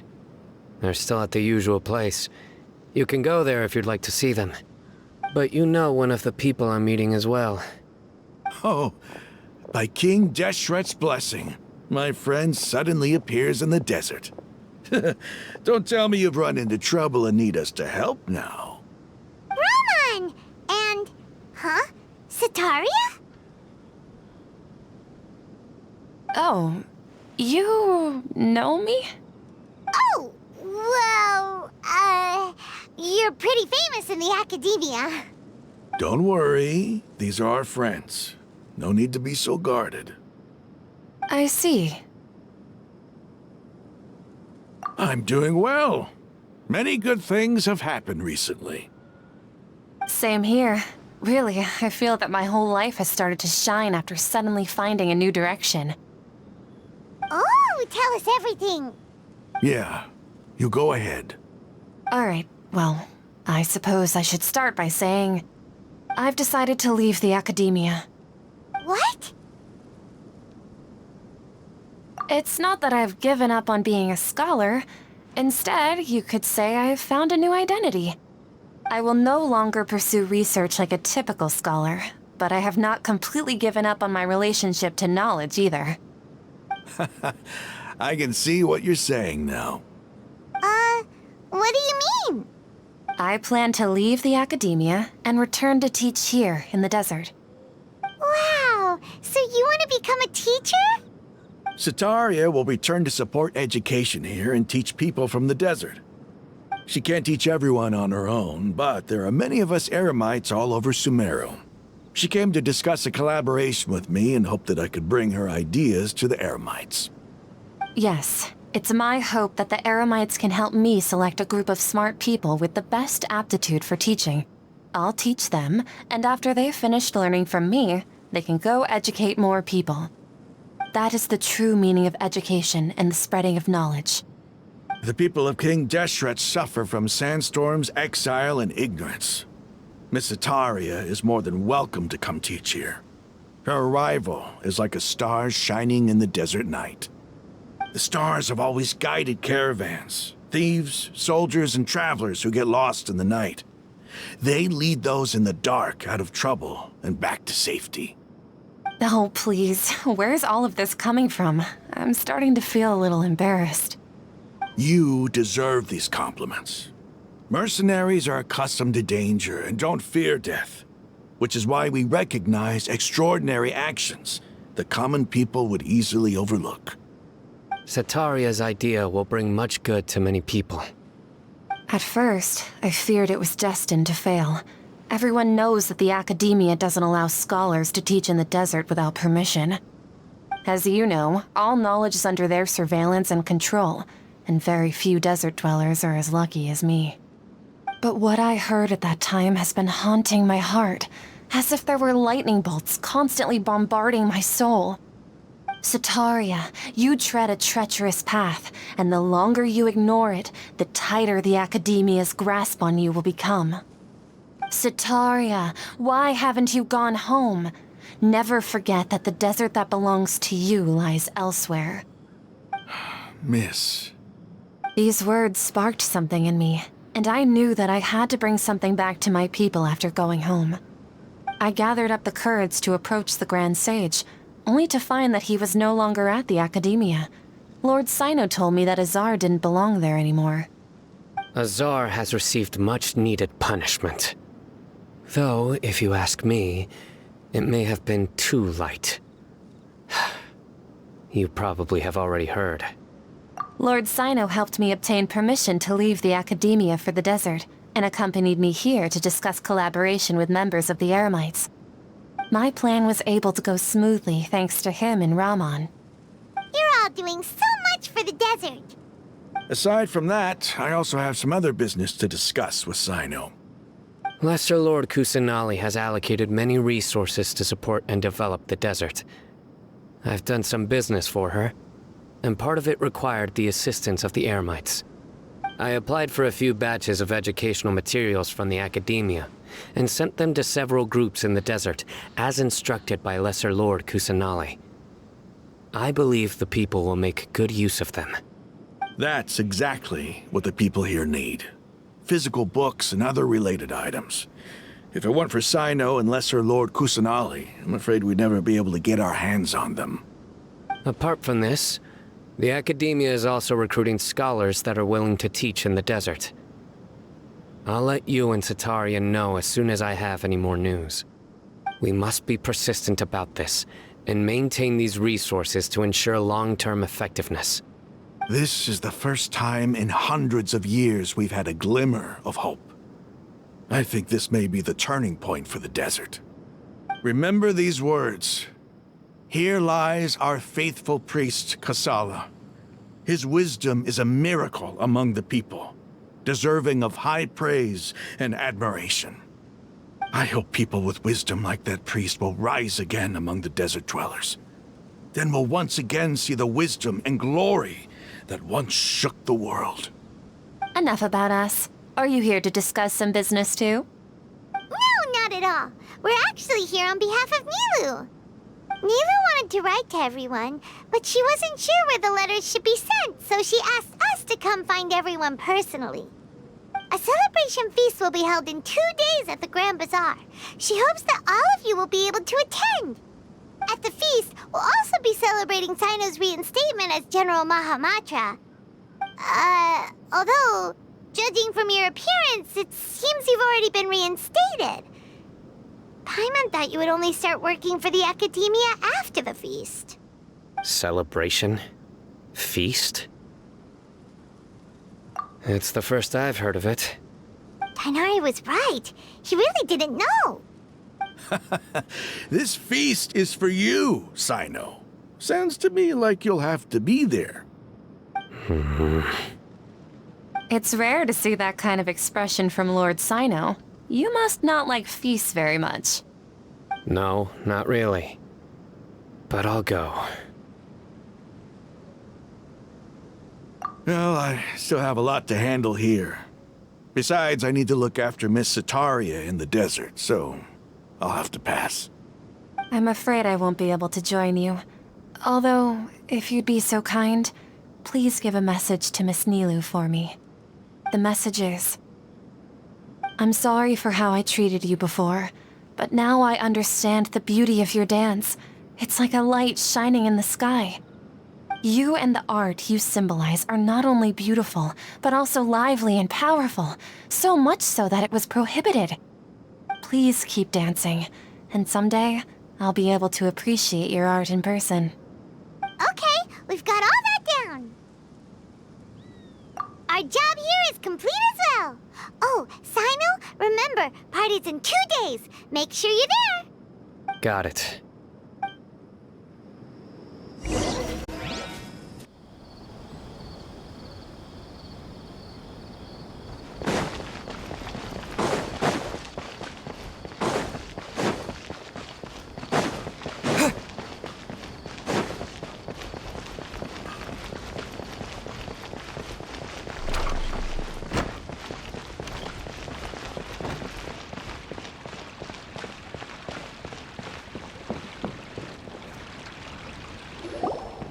Everybody's already here. Looks like we're the last ones to arrive. You're here. Ah, there you are. Well, look who finally decided to show up. You look like you came here immediately after finishing up some work. I'm very happy to see you here. But we're not late, are we? It's just that everyone else arrived ahead of time. I propose that the last one who arrived be put in charge of today's speeches. Nah, there won't be any speeches today. Oh, really? Well, even better. Come join us over here. Let's share some great food and drinks, and chat about all sorts of fun things. Everything looks quite good. Wow, Paimon can't wait! Traveler, just look at all the delicious food here.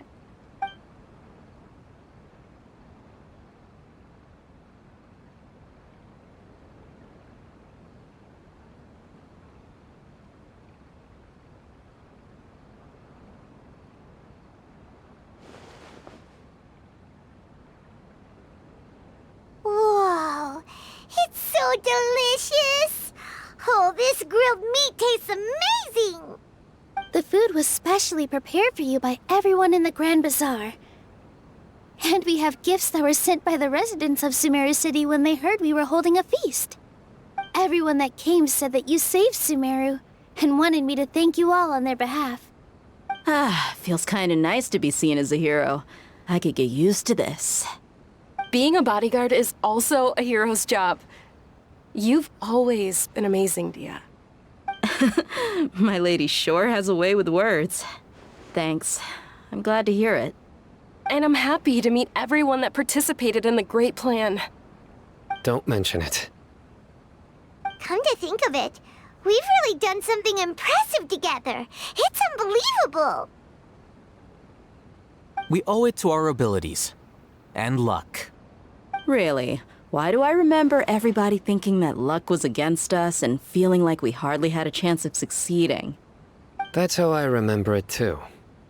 It's luck that brought us together, and it was luck that let us form a team.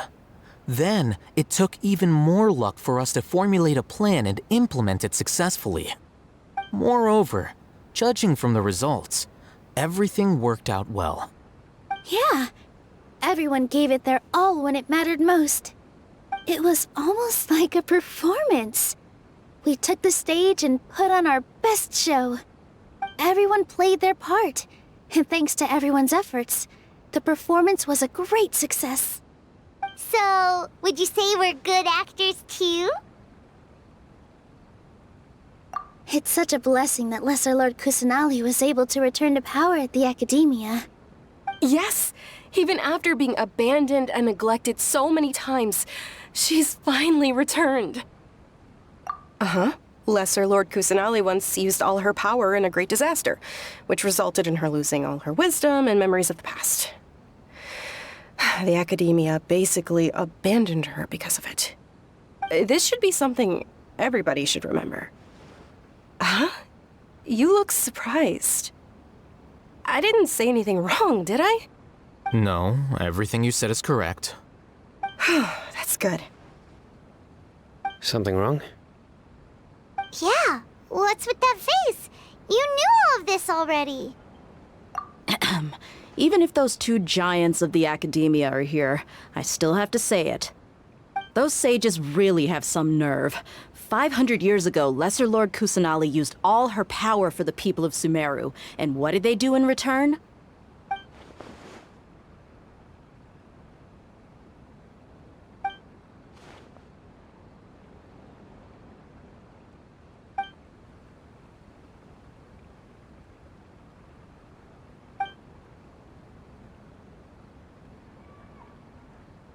If you bite the hand that feeds you, don't act surprised when it turns into a knuckle sandwich, right, Sino? Perhaps I shouldn't say this, but their treatment of Lesser Lord Kusanali calls for a more severe punishment. You could simply tell Lesser Lord Kusanali that you wish to have Azar and his accomplices severely punished. I respect our deity's decision, and won't interfere in any way. While we're on this topic, why didn't you accept the Academia's invitation to become the Grand Sage? Are you trying to say that I'm fit to be a sage? Not at all. But every person handling the selection process has said that you are the most suitable candidate to lead the Academia right now. Why? Because he dethroned Azar from power? Could you try to put it another way? This is a good thing, yet you're making it sound like I overthrew Azar for my own personal gain. But seriously, though, I always wondered if you had some personal motives behind it. I did have my own motive, but it had nothing to do with being a sage. If the rules of our nation were suddenly cast by the wayside, then it wouldn't be long until chaos ensued. I had no intention of letting their dreams disrupt my life. By that, you mean your life working as the Academia's scribe. Precisely. Wait, is that all? So, that's the only reason why you joined us and came up with all those plans? It's reason enough. You've certainly got quite the personality. You flatter me. All right then. How about you? You've already resumed work as the General Mahamatra, right? That's right. Will you be happy with that life? It's not about being happy. There are merely a lot of things that I must do. Even so, keep your spirits up and try to be happy, okay? And try to smile more every day, just like I'm doing now. Thank you. I'll keep that in mind.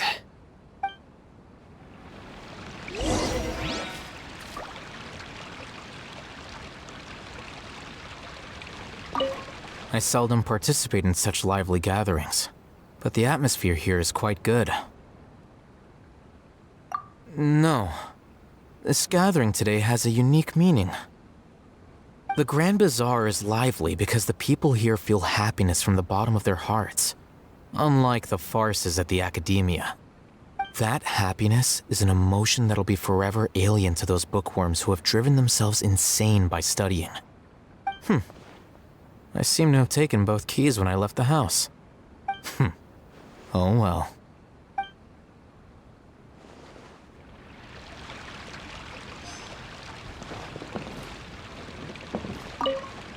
My lady, the grilled meat over there is delicious. Have you tried it? Yes, I also tried some fruit just now. Oh, they're very sweet. What an amazing place to relax. No wonder everybody likes to rest at the Grand Bazaar. You said it. Oh, look who else is here. Hello! Oh, I'm so happy Nilou invited everybody. Oh, now I have the chance to meet all the heroes. Hey, less of that polite chit-chat and more eating and drinking. The feast is about having fun, not stuffy formalities.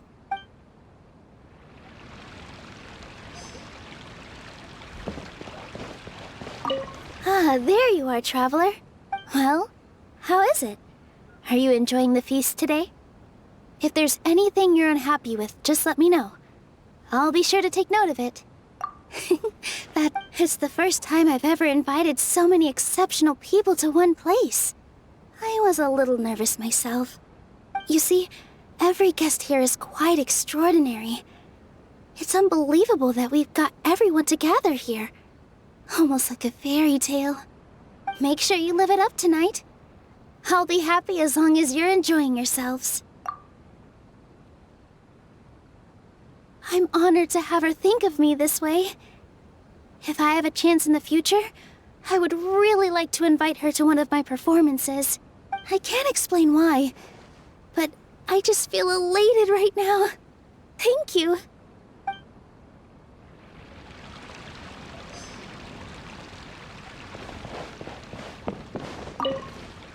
The atmosphere here is good, and everything is delicious. Yeah. I don't often come to such places, but it feels quite good. I have a lot to handle these days. Otherwise, I could show you around. There's always next time. We're friends after all. This feast is pretty good. I like it.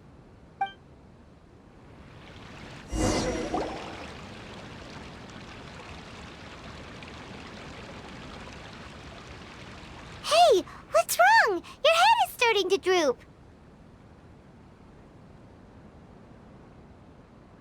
Hey, you can't just fall asleep here. Paimon will go find something delicious for you to eat. You'll wake up once you've put something yummy in your tummy. Of course, just wait here for Paimon.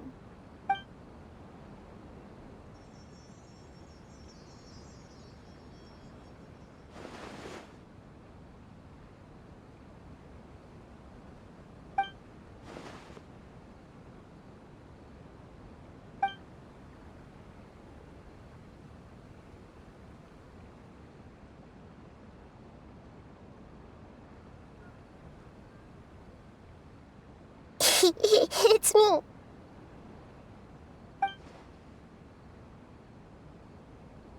You may blame me for being a bit too self-indulgent. I was thinking about talking with you, and the next thing I knew, I had made a connection with you. The connection between us is amazing. It's like flora and the fence it grows upon. I heard there's an amazing celebration feast today at the Grand Bazaar. I wanted to have a look for myself, so I snuck in. Lately, I've been so busy dealing with all the fallout from recent events, so I really haven't had any free time. Although you've already helped me with a lot, there's still one more thing I hope you can help me with. Please say thank you to everyone for me. Oh, is it not convenient for you to do that for me? But if I just show up all of a sudden, people will become all quiet and stiff, won't they?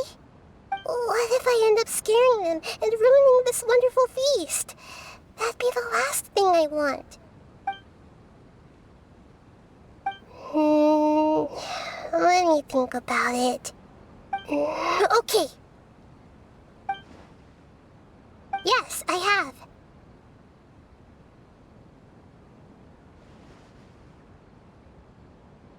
You said I should go thank everyone as myself, right? So... I've decided to borrow your body for the time being. Please don't blame me. The flora also climbs up to the fence to get closer to the sky.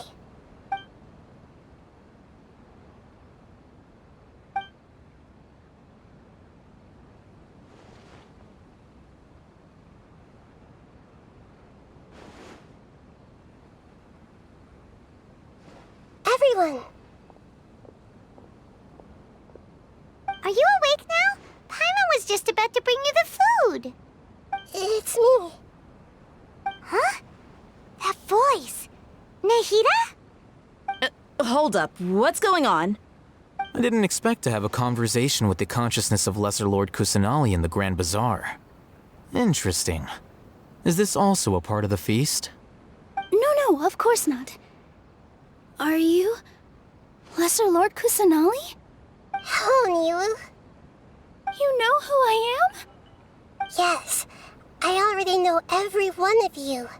Nilu, Alhaitham, Sino, Dia, Paimon, and Dunyarzad.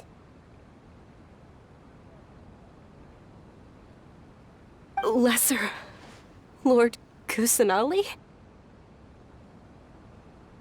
I took the liberty of occupying the traveler's body so that I could thank all of you in person. Thank you so much for rescuing me, even if that meant placing your own safety in peril and taking the risk of becoming enemies with the Academia, the sages, the doctor, the balladeer, and even the entirety of Sumeru. Without you, without any of you, I would have been in a much more difficult situation. Had you not helped me to resolve the crisis, not only I, but Sumeru and even the entirety of Tevat would have suffered great misfortune. People refer to you as the heroes who managed to rescue a god. I'm quite fond of this name. It not only explains your identities, but also bears witness to your relationship with me. Please, allow me to present to you my most sincere gratitude. Lesser Lord Kusanali, you have done so much for Sumeru, and I didn't even have a chance to do anything for you. You don't have to do this. Dunyarzad, the suffering you endured during your illness is also proof of you being with me and praying for me. Thank you. You don't need to be so ceremonious. It's always been my duty to protect you. This is how the relationship between the Academia and Sumeru Archon should be. We just did what was necessary and set things back on the right path. You're an Archon, but you act so humble. You really don't need to be so polite with us. I'm honored to have been able to take part in this plan. I hoped you liked the dance I dedicated to you. Thank you, all of you. Thank you so much.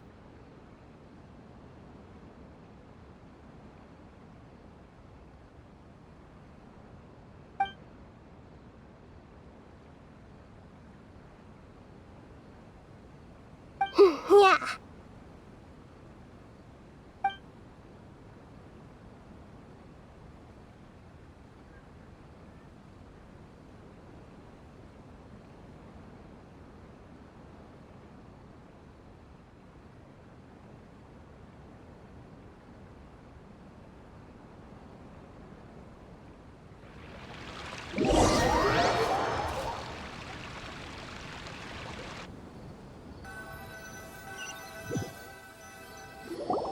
Are you awake? Did you rest well? After Nahida left, you ate a lot of food. You've become a glutton. That just means you still have a lot to learn from Master Paimon, the Sage of Gluttony! Alright, since you're awake now, should we go and have a chat with Nahida? She should be in the academia right about now. If you have any questions, now's your chance to ask.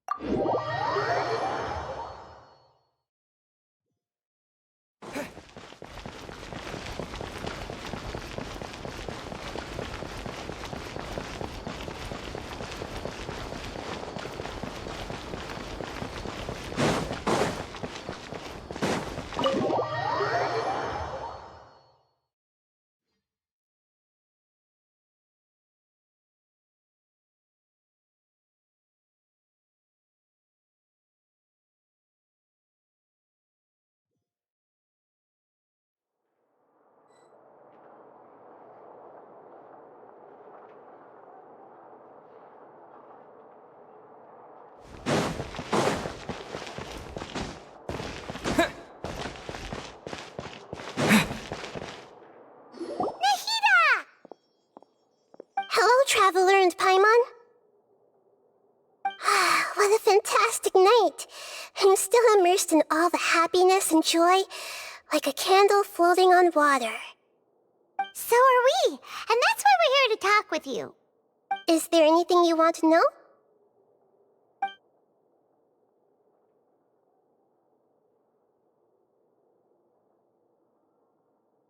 After recent events, the Akasha can no longer function as it used to. I've given it some thought, and have decided to shut it down permanently. But this is definitely not a bad thing. Even from the beginning, I've been planning to shut it down. The Akasha's centralized administration of knowledge has always restrained people's curiosity and curtailed the number of paths available to them. I don't think this is good for Sumeru. Although people may initially feel a little uncomfortable with the loss of the Akasha, they will soon understand that this life is more suitable for them. And as for the future of Sumeru, I'm preparing to regain control of the academia. The former sages have received their punishment, but the new sages have yet to be selected. I will oversee the process personally. I hope that the new 6 great sages will be more focused on academics. Sumeru needs such leaders more than ever. The other big issue is the people of King Deshret. All the residents of the desert, in fact. They have been mistreated for far too long. I've already taken some measures to address this. It will take some time to rebuild everything, but no matter if it's culture, friendship, or trust, we will rebuild it.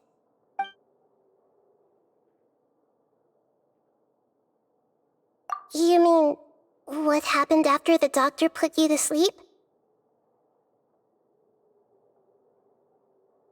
You guessed correctly. The top-ranked Fatui Harbingers, up to number 3, possess power comparable to that of gods.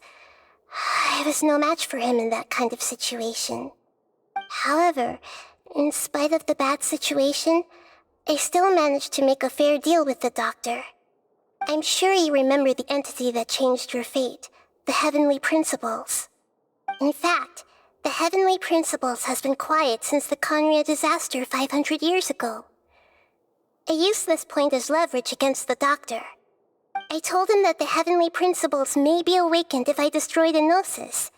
Although it's just a bluff, he still fell for it. I assumed that the Heavenly Principles wouldn't just stand by and let such extensive damage to its laws take place. And as for what I exchanged for the Gnosis, the exchange served as both punishment for the doctor, as well as a boon of new knowledge that I couldn't refuse as the God of Wisdom.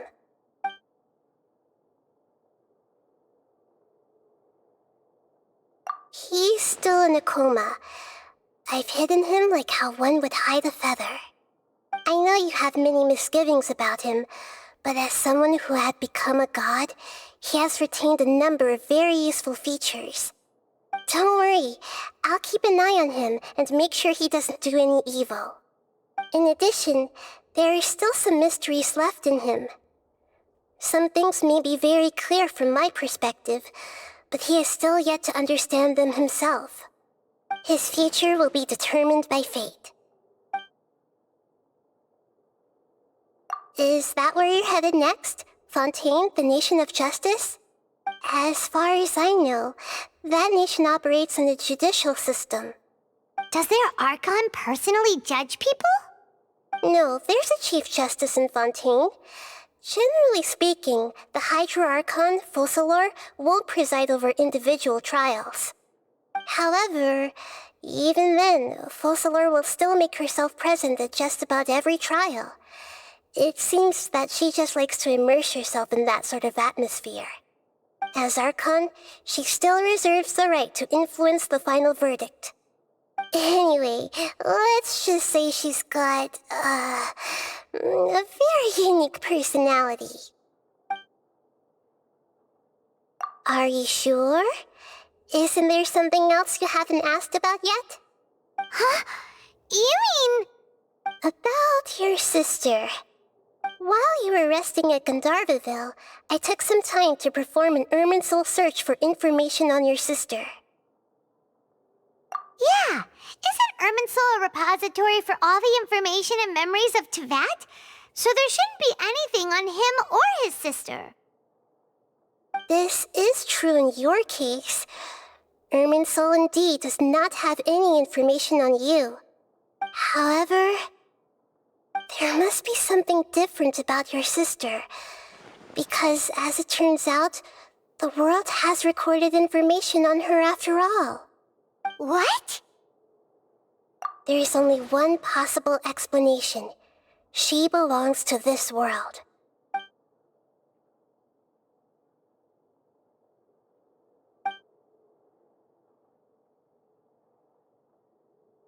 But nothing about this makes any sense!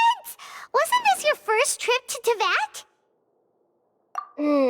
According to the records I was able to access, your sibling suddenly appeared in Conria. After the Conria disaster, she began her journey through the 7 nations of Teyvat. But just as her journey was about to reach its conclusion, the Irminsul records on her suddenly become fuzzy. What do you mean, fuzzy? Did something happen to her?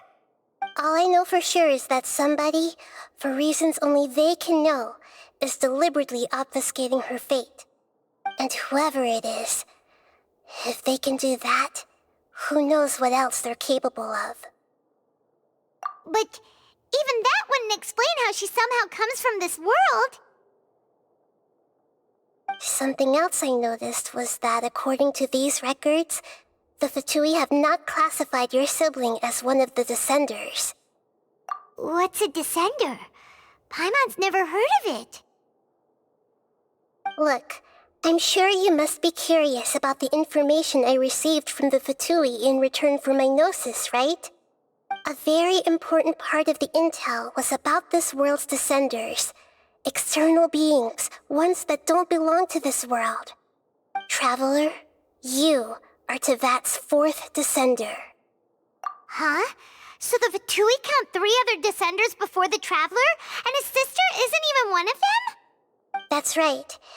My current hypothesis is that the first Descender was likely what we now call the Heavenly Principles. As for the other Descenders, I still need to verify their existence. It could take me some time. Paimon's head's about to burst from all this crazy new information. And yet, even knowing all this, I'm sure you must still have a lot of unanswered questions. I must say, I truly regret that I can't help you more as the God of Wisdom. There are many questions in my heart as well. I will need some time to go through each one of them. And soon, you'll also begin your journey anew and depart from Sumeru. I'm very interested in your future. It's a journey that can't be observed or recorded by this world. If fate is the ultimate knowledge, then your future will be the ultimate fate. Paimon's sure glad we got to meet you, Nahida. The pleasure is all mine. I can't thank you enough. Alright, that's enough talk for today. If you ever miss me, just close your eyes, and maybe I'll appear in your dreams.